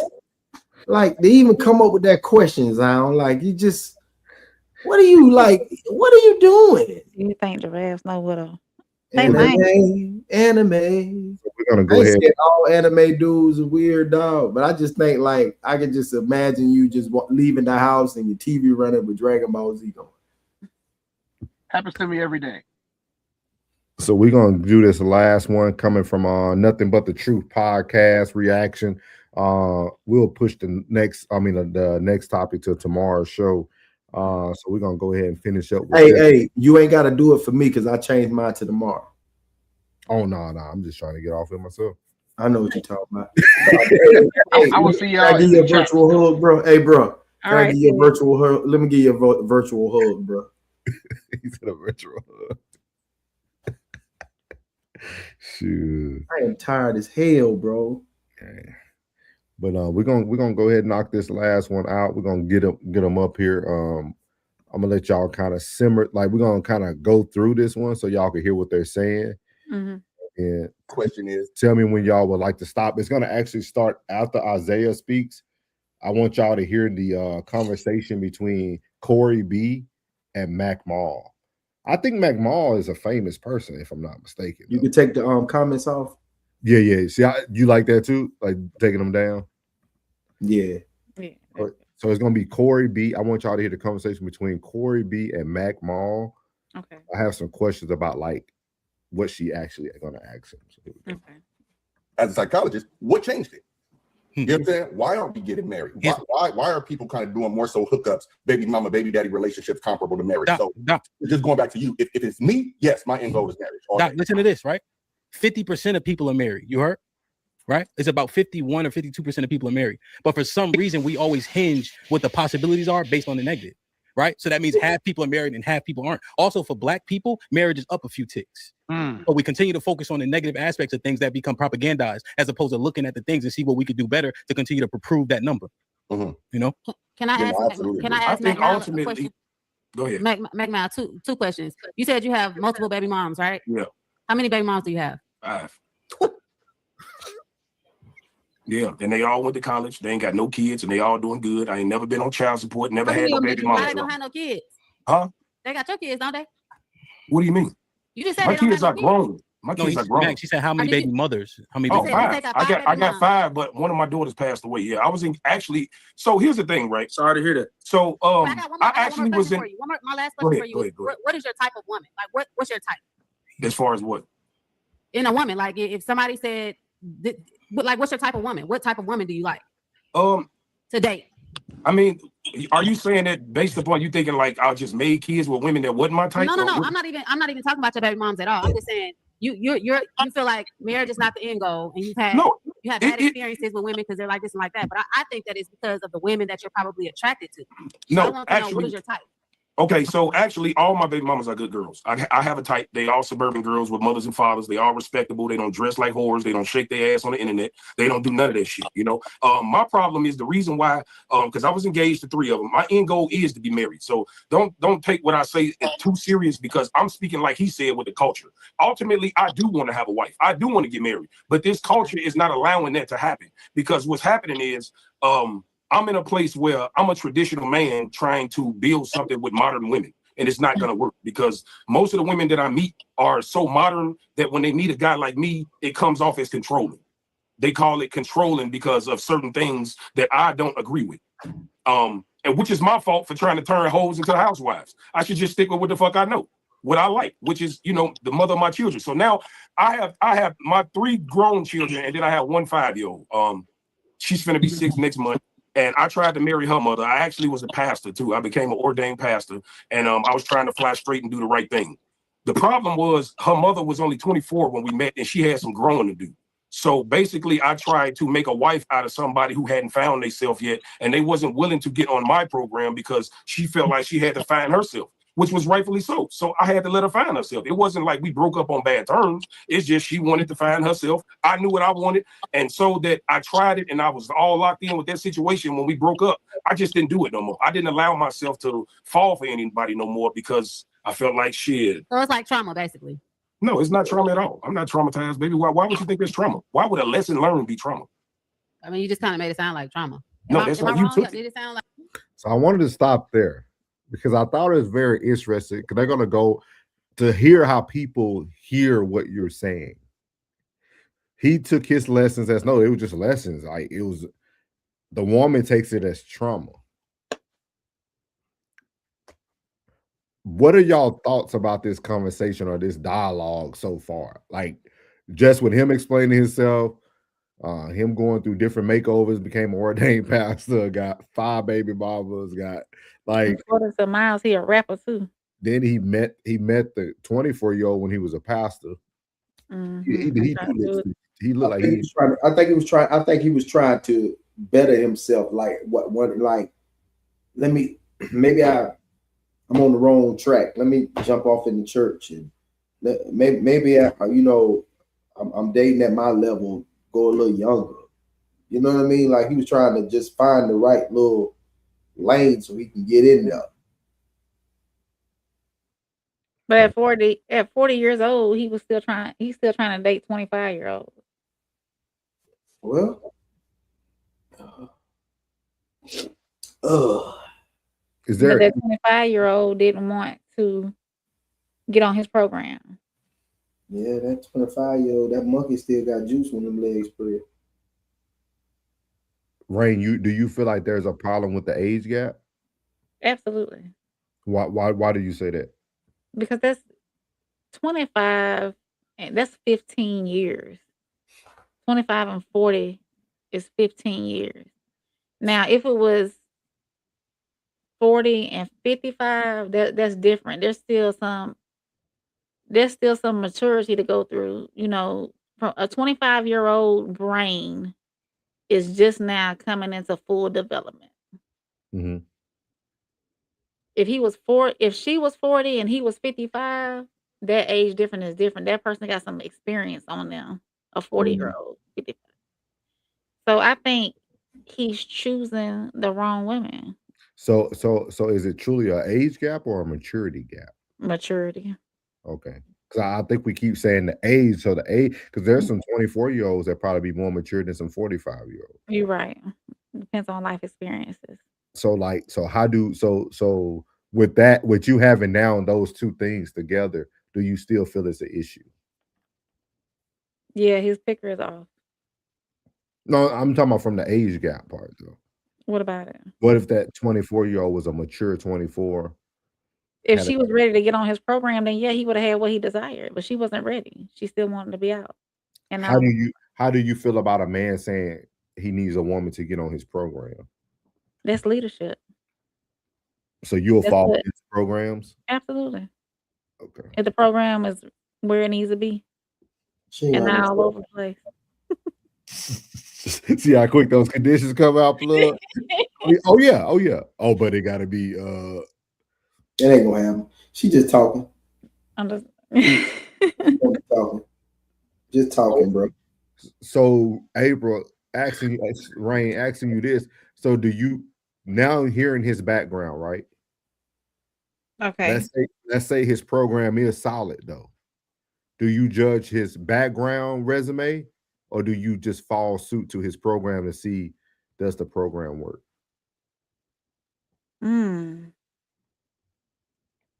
I want to know why he keeps making mistakes though. See, the proof will be in the pudding, baby. That's what I would want to know. Why is he still making mistakes? He got 5 different baby mamas. Why do they have to be mistakes? What if every one of these were because of the woman?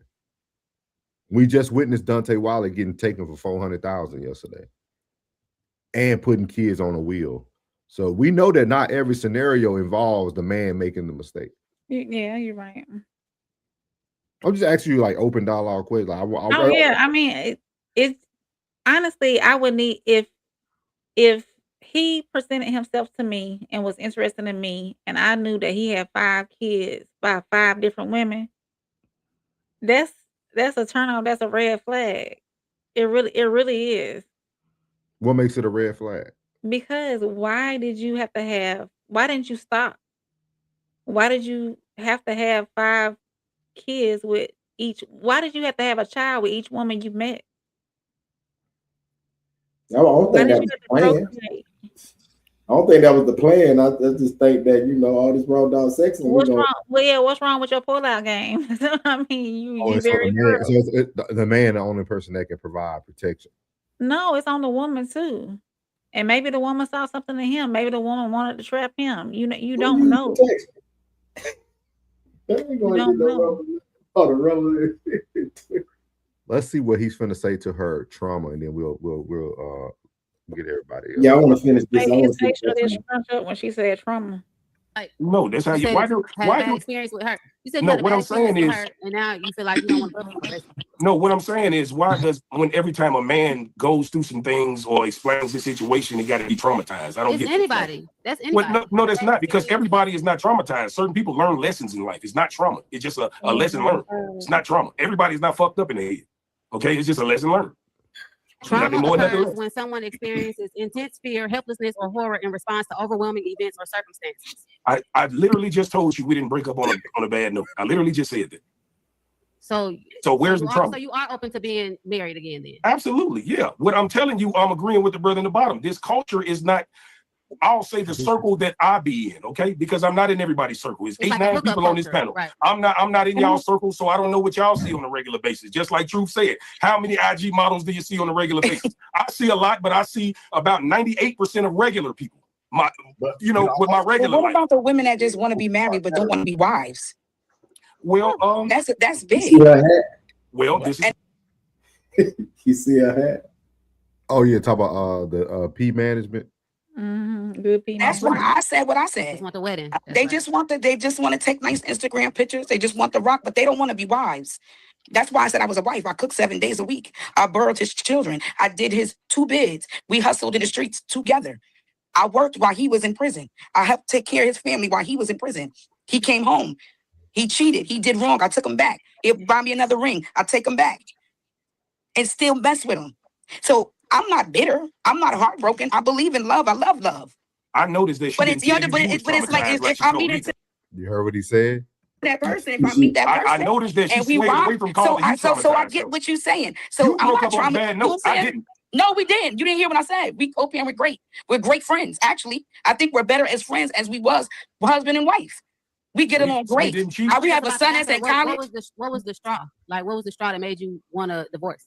It just was like, all right, what you gonna keep letting a nigga fuck on you, or you gonna get up and you gonna keep it moving? Right. So where's the traumatized? Why you didn't say she was traumatized? Me and my BM just split on a good note. Right. So I'm gonna tell you how it was. I actually paid my baby mama rent 6 months when I left. The fact that the word trauma is so detrimental for you, let me know that you might be a little traumatized. No, I don't think he's no. You know what, sis? I'm gonna be honest. I don't think he's traumatized. So hold on, just 1 second before we go a little deeper, right? Because we cooking. This is entertaining. I want you guys to hit the likes. I'm gonna bring y'all back up. Tamika, I got you. Sure. I want y'all guys to hit the likes. I want y'all to hit the super chats. Turn it up, man. Show my man DJ him some love. If you like what's going on tonight, if you're on Instagram, come over to the YouTube channel. The YouTube channel is nothing but the truth podcast. It's nothing but the truth podcast. All right, now that we got that out the way, we are going to continue with this conversation. And so we were talking about traumatized. And Tiffany, what's up? Mel, the specialist, what's up? Let me make sure I muted everybody or whatever the case may be. So I just wanted to say this. Make sure y'all hit the likes. It's the thumb up at the top of the screen. Hit the super chats as well. Turn this shit up if y'all like the live, man. We in here. We're going to talk about it tonight. So we talked about traumatized. And the word that's triggered me, because I'm triggered now, I'm not going to lie. You said that you and your ex. Hold on, somebody's shit is like making the chat staticky. I don't like that. Hold on, let me find out who that is. All right, so you said that you and your ex are friends. The one that cheated, you did the bids, you were the wife to. My ex-husband, he was all I knew. I was with him since I was 16 years old. He was all I knew. And so you said that you guys are friends. And so my question, let me. Go ahead. So you said that you guys are friends, and I want to know, how is that possible? Well, for one, we have 2 children. Our oldest son is in college. He's all American in football and track. And then we have another son that's a running back that's doing well. He didn't allow what we went through stop him from being the father that he was.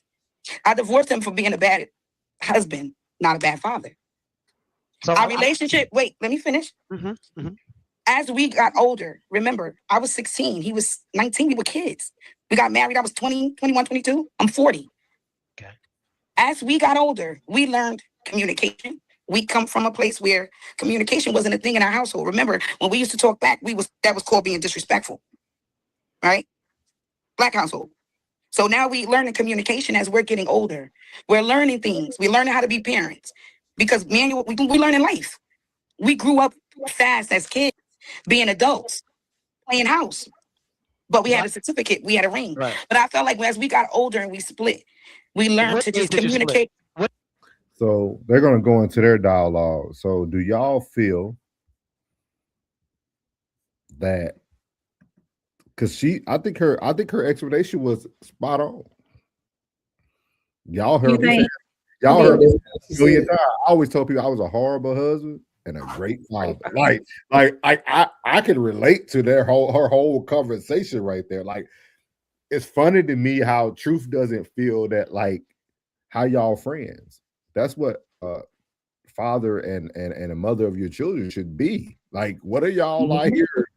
This is crazy. What are y'all thoughts? What are y'all thoughts? If that was what was needed, for she chose to leave because of the infidelity, but she also recognized that he's a great father and they're friends.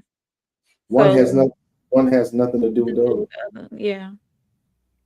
I think Truth, I ain't even watched it that far, but I guarantee you Truth is going to go into more about him having access to you. I think that's what most men don't like about women with children. If the father is active. Right. If the father is active, I think a lot of men don't like that. For now on, up to 18 years for sure, you're going to have access to this woman. Like, definitely. Yeah. Actually, it should be like 15. By the time that baby get that cell phone, y'all don't need to be talking to them. So you don't think they should be talking after a certain age? I'm talking about, like, it's strictly business. You know what I mean? Like, the only thing we should be discussing, like, say, if I'm the cooler parent and and you ain't the cool parent, that means that she or he ain't gonna be able to tell you everything, but they tell me everything. So I use discretion on the things that I tell you that I feel like you should know, so you could be on board. Like, saying, okay, this is some things that she don't like about you. You might want to work on this. You know what I mean? Because I want y'all to have the same type of relationship that we had, or at least a better one than y'all. So I'm gonna take this, but this all this other stuff that my baby telling me, I'll be this ain't for you. So do you think that he would have gone into asking her why she didn't stay, why she wasn't more tolerable of his infidelity? No, I don't know. I wouldn't watch that. Let's get to the chats real quick, and then we'll play like another 2 minutes, see what he says. Like, I don't know. That's a good question. Joe said 5 is crazy. That's why I like real time reaction. You can actually piece it all together. Right. Miles said Mac Mall is a rapper. Ted said he's making sense. You would say that. Sko said I got 5 kids, but 4 of them are by one woman. 5 different baby mamas is crazy. Miles said she's trying to set Miles up for an attack. Yeah, I kind of disagree with Rain. I think he got a good picker. If he got, well, why did he choose 5 different times? None of them put him on child support. That's a pretty good picker. That's a pretty solid picker, dog. That's a pretty solid picker, dog. Well, mine wouldn't be on child support either if he was a great father.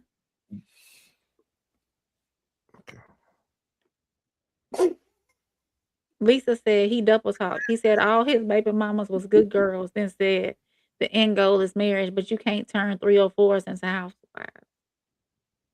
No, it was it was. He was talking about a different. Yeah, it was 2 seconds. Classic said there's always a condition. Roxy said, who is the program benefit, him or is it we? The program should benefit both, in my opinion. James Fulton said, her baby daddy, laugh out loud. Classic said, truth hurts getting too much money for that mic quality. He wants to invest on another mic. Nah. Hey, that was so left field. And yeah, and it's not. No, he doing it right. Ted said that New York accent ain't sexy. Yeah, he ain't worrying about that. As long as that money coming in, why you worrying about all the extra? Hey, that money coming in. Sco said, I was definitely a horrible husband the first time. I'm a way better man now than I used to be. That's what I'm talking about, Scope. Yeah. See, number of men up here taking accountability. Taurus 75711. Welcome in. He said, as soon as I seen old boy ask the question again, I knew he looking for a moment. Ted said, that's why I said he's making sense. Laugh out loud. Pastor said, more conditions. Sco said he could have picked one and not been on child support. Sco said that's too many. I feel you, Sco. Let's play a couple more minutes and see what True says. Let's see. What age did you split? It's explicit lyric. 32. 8 years ago. So you weren't kids when you decided to split, and you didn't split because the relationship was perfect. You split on bad terms. It wasn't like I mean, it was a divorce, and but it And was time. We knew. I'm sorry. I apologize, guys. I'm sorry. And so when because this is the thing, I listen at a really high level. And so when we started this, you said that you could not imagine being married again. So do you think that you are traumatized? Because you said that you weren't, but would it be fair to say that you are traumatized? Because let me finish. Because if you were married, right? Yes. The marriage was successful and the marriage was perfect and you would have just grown apart. Don't you think you might be open to trying it again? Because the experience of marriage was amazing. That's like you having sex. And the first time that you have sex, it's traumatic. It would probably hinder that process, right? Like it's the first time you have sex with a man and he takes your virginity and he put an arm in you and he's rough and he chokes you and you're like, whoa, I don't want to do this again for quite some time. Because even though I might not want to believe it, I'm traumatized for somebody taking their time and he's kissing your neck and he made it special and he licked your toes and he bought you a car and he put a ring on you versus you dealt with trauma. And you didn't leave him as a kid. You left him as a 32-year-old woman. Yeah, but I was gonna marry somebody again a couple of years ago. Listen, that's what I'm trying to explain. So the second proposal was what traumatized you.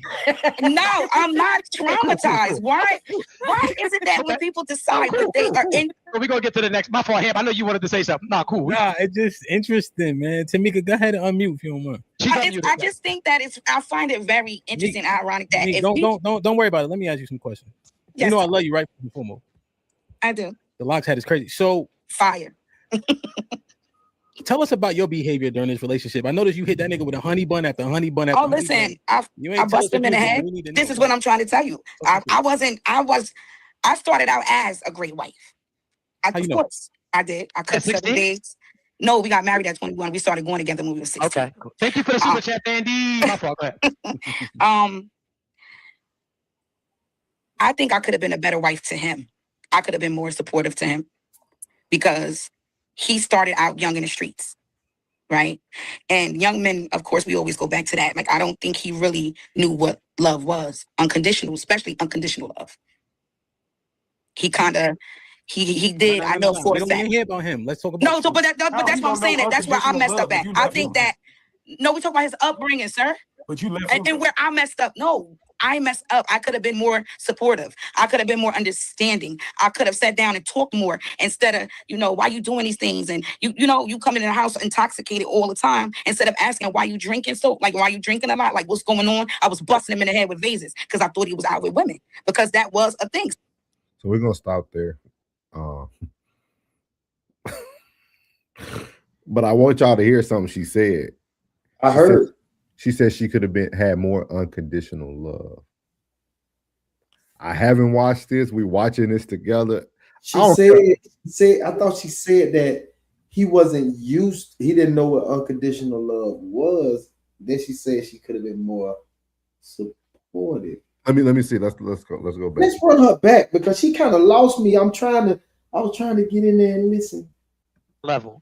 So when we started this, you said that you could not imagine being married again. So do you think that you are traumatized? Because you said that you weren't, but would it be fair to say that you are traumatized? Because let me finish. If you were married, right, if the marriage was successful and the marriage was perfect and you would have just grown apart, don't you think you might be open to trying it again? Because the experience of marriage was amazing. That's like you having sex, and the first time that you have sex, it's traumatic. It would probably hinder that process, right? Like if the first time you have sex with a man and he takes your virginity and he put an arm in you and he's rough and he chokes you and you're like, whoa, I don't want to do this again for quite some time, because even though I might not want to believe it, I'm traumatized for somebody taking their time and he's kissing your neck and he made it special and he licked your toes and he bought you a car and he put a ring on you, versus you dealt with trauma and you didn't leave him as a kid, you left him as a 32-year-old woman. Yeah, but I was gonna marry somebody again a couple of years ago. Listen, that's what I'm trying to explain. So the second proposal was what traumatized you. No, I'm not traumatized. Why is it that when people decide that they are in? We're gonna get to the next. My fault, Ham. I know you wanted to say something. Nah, cool. Nah, it's just interesting, man. Tamika, go ahead and unmute if you don't mind. I just think that I find it very interesting, ironic that Nick, don't worry about it. Let me ask you some questions. Yes, you know I love you, right? First and foremost. I do. The Locks hat is crazy. So fire.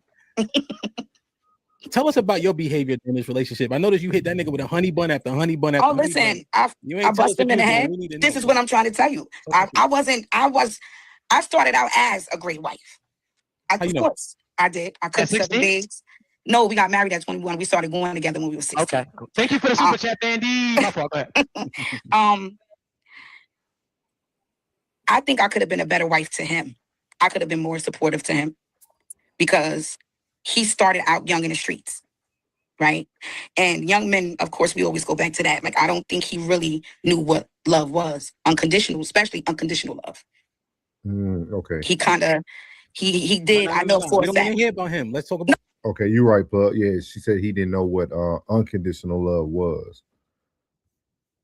That she felt that she could be a little bit more supportive. Okay. Yeah. Okay. So what do y'all think about that? If it was unconditional, then why didn't she stay? No, it wasn't. That's what we went back because Plug was right. She said that she don't think he knew what unconditional love looked like or what it was, but she could have been a little bit more supportive. I think like today, I think that, I don't know, maybe the safety of knowing that person, you've been with that person for so long, the safety that of you knowing that person ain't going nowhere allows you to step. You know what I'm saying? You ain't stepping in the right direction. You know what I mean? You feel like you got a little leeway because you know you got that person. I think he knew that he had that type of love. I think he knew he had that type of devotion, but and that what made it messy. You know what I mean? But he in the streets though. You know, when you dealing with a street cat, when you're dealing with a professional, when you're dealing with an athlete, these cats got options. You gotta know what you setting yourself up for. And sometimes, if the clothes, the jewelry and the cars and the penthouse, whatever y'all got going on comes with that, you got it. That's just like the game. If you out there selling dope, you know what I'm saying, that you getting that fast money, you stacking up bread, just know that the snitches come with that. Just know that the trifling haters gonna come with that. The trifling women come with that. The gunshots, the stab wounds, everything come with the game. You gotta accept the game. If not, if you don't want to accept the bad, don't accept the good. Don't take the good. You can't. They say you gotta take the good with the bad. Yeah, that sounds good. But if you don't want none of the bad, if it's five bads and 3 goods, if you don't want one of these bads, don't take none of it. Don't take none of it, bro. Because they come with the game. And that's just what it is. Everybody want to exclude. Well, they want somebody that's an exception to the rules. Nah, ain't no exception to the rules. Just know that all that comes in that territory.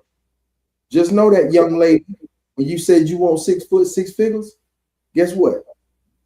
Other women is in there too. So if you don't want that, then you can't have that either. You know what I'm saying? You just can't have. You can't have both of them. You can't have your cake and eat it too. Or think that he's an exception to the rule. That come with the game. Yeah, it might be 5 or 6 years. He was on the straight and narrow. But he get the 6 years and 3 months. Guess what? It's dang-a-lang season. Or or he might be tooting and booting.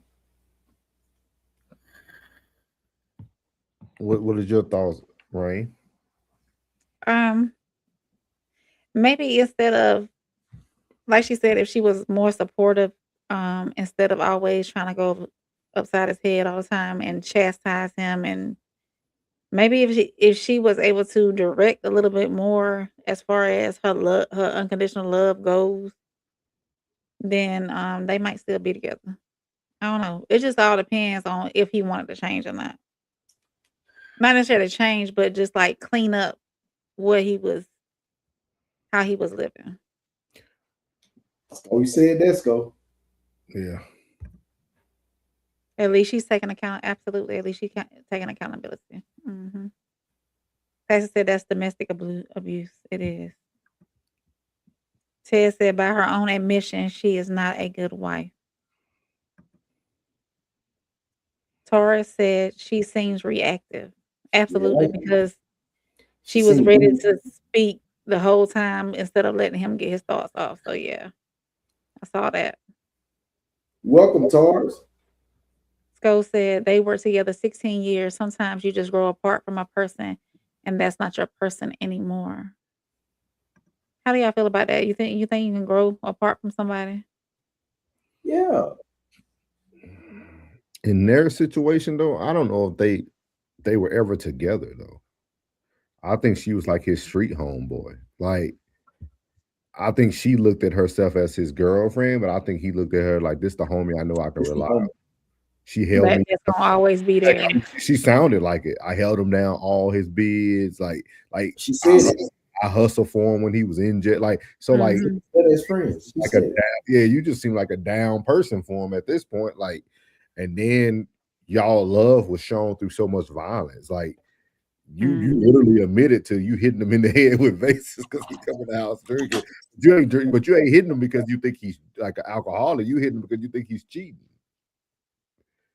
Yeah. Like, so I think she almost takes more pride in holding him down when he was isolated, and then wanted to still control him when he was out.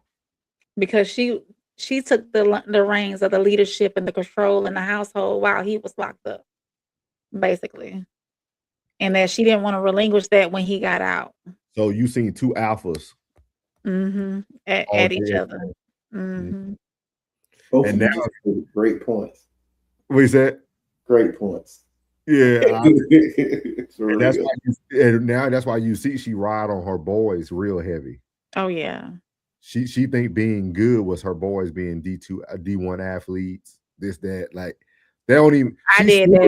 She's still in a immature mindset. She just don't know it. She has some good lingo, but then when you listen to her deep down, she's still not to be developed. She sounds like a dude though. Like a proud dad. You know what I'm saying? Like, for real. She sounds like she had to be on those. I was shocked that she had a man. I'm thinking that she like women. Ain't nothing feminine about her at all, man. Yo, I like that locks hat. Fire. Yeah. Yeah.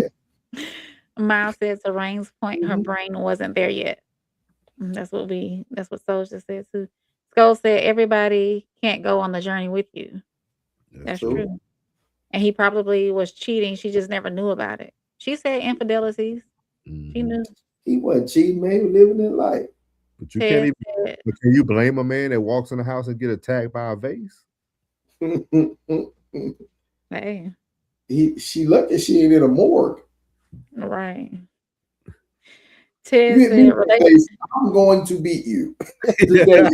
Public service announcement for content purposes only. If you hit me with a vase, I'm gonna beat you. I'm gonna whoop you real good. So you'll never pick up another vase. Stop hitting on people's kids. Ted said relationships require constant maintenance. If you aren't into that, then don't get in one. Ted said you only grow apart when maintenance isn't mutual. Really? I don't think so. I said all you have to do is give them a mic and let them talk. I don't think she said anything bad. I think I think her form of accountability and her transparency is a form of her growth. I think if she got on the right panel, somebody could align her accountability and she can move forward accordingly. Yeah, then she can find the right woman. Yeah, you so stupid. And then yeah. Tamika, I'm just bullshit. Hey, Mika, I'm just bullshit. I'm your friend. You said, April? Self-therapy. Yeah. No, Tamika, this hat is fire. Hot fire. Dylan. Kay said 100. Yeah, I'm telling you, I think she's in the right direction, but now she has to go somewhere where her voice is not just for content. It needs to be for her to evolve. That's all it is. So her skirt.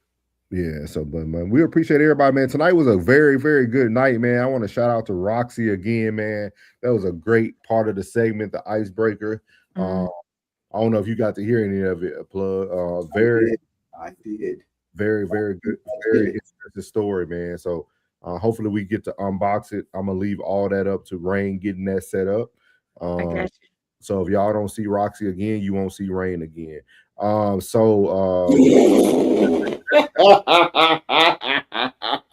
at Ray. Hey, you are being lost. You are being held accountable, man, on live TV. Yeah, damn, that's an ultimatum from hell, wasn't it? If you don't, then you won't. Rain did a great job. Rain did a great job getting it all set up for today, getting her the link. We appreciate it.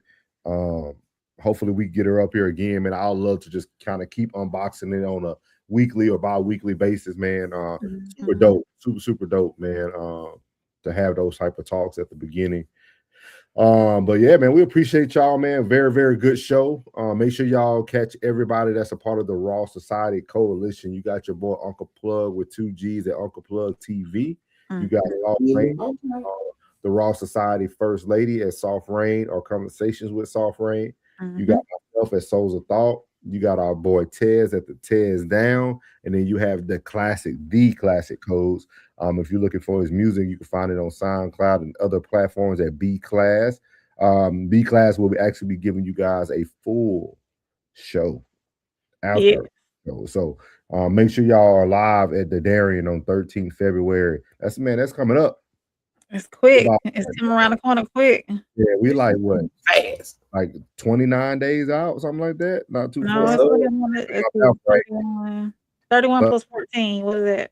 So 44 days out. We 44 days out.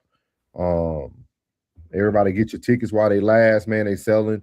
Like Classy said on his show today, man. We actually have gratitude for everybody who make it. We're gonna make sure we meet and greet everyone who comes to the show. That's something that we're gonna make sure that we do. We appreciate everybody. Appreciate everybody that came in the chat tonight. Big Skull, Kay, Tez, Classic, Miles, Taurus. Who else was in this thing tonight? Roxy, Jane, Lisa was in this thing. Alicia was in this thing tonight. Ed was in here. Who else came in here tonight? Her birthday's tomorrow, y'all. Happy birthday, Alicia. Alicia, what you want for your birthday? Oh, you ain't there? All right, I ain't gonna get you there. Roxy says she'll be back. We appreciate it. We appreciate it. So we'll definitely have that coming back for y'all. Y'all make sure y'all be safe, man. Be safe tomorrow on New Year's Eve night. One of the most dangerous nights of the year. Make sure you're safe. Make sure you're able to see the new year with your family and friends. If God say the same, y'all might be bringing in the new year with the Raw Society Coalition. Who knows? So just appreciate everybody. Big Skull said happy birthday, Capricorn twin. All the Capricorns in the building. I think in a couple weeks, y'all. So we'll make sure we get her Cash App, Zelle, everything on the stream for y'all. So y'all can bless the white people with more of your white money. So other than that, happy New Year, family. Jason. Sko already letting us know he ain't gonna be here tomorrow night. Happy New Year, Sko. I'm gonna holler at y'all. Yeah. I'll blow up the ease. I see you on the second. We appreciate everybody, man. Y'all be safe, man. Again, look at the stream below. Live show 13th February there in Ohio. I mean, I said Ohio. I keep saying Ohio, Illinois. Make sure you're there. Tickets are on sale. Other than that, man, y'all got anything for the people before we get out of here? Just make sure y'all come see us. Get them tickets. It's gonna be great. Yeah. Oh, Queen's Code Thursday night with Thursday night, yeah. Classy hadn't set a time yet, but Queen's Code Thursday night. Queen's Code Thursday night. Let you guys know, me and Classic will be doing raw reels on Sundays from now on, so that we can make sure it's a day we can definitely get it up for you guys. And we still will be doing Sunday service as well. So yeah, shout out to everybody, man, who made 2025 a great year for the Raw Society, for everybody personal pages as well, man. 2026 is gonna be big, man. We already spoke it into existence a year ago, almost a few months ago, so we good to go, man. He said Happy New Year's from Miles, man. Happy New Year. Hopefully we can catch y'all tomorrow, man. But we out of here, man. Appreciate y'all.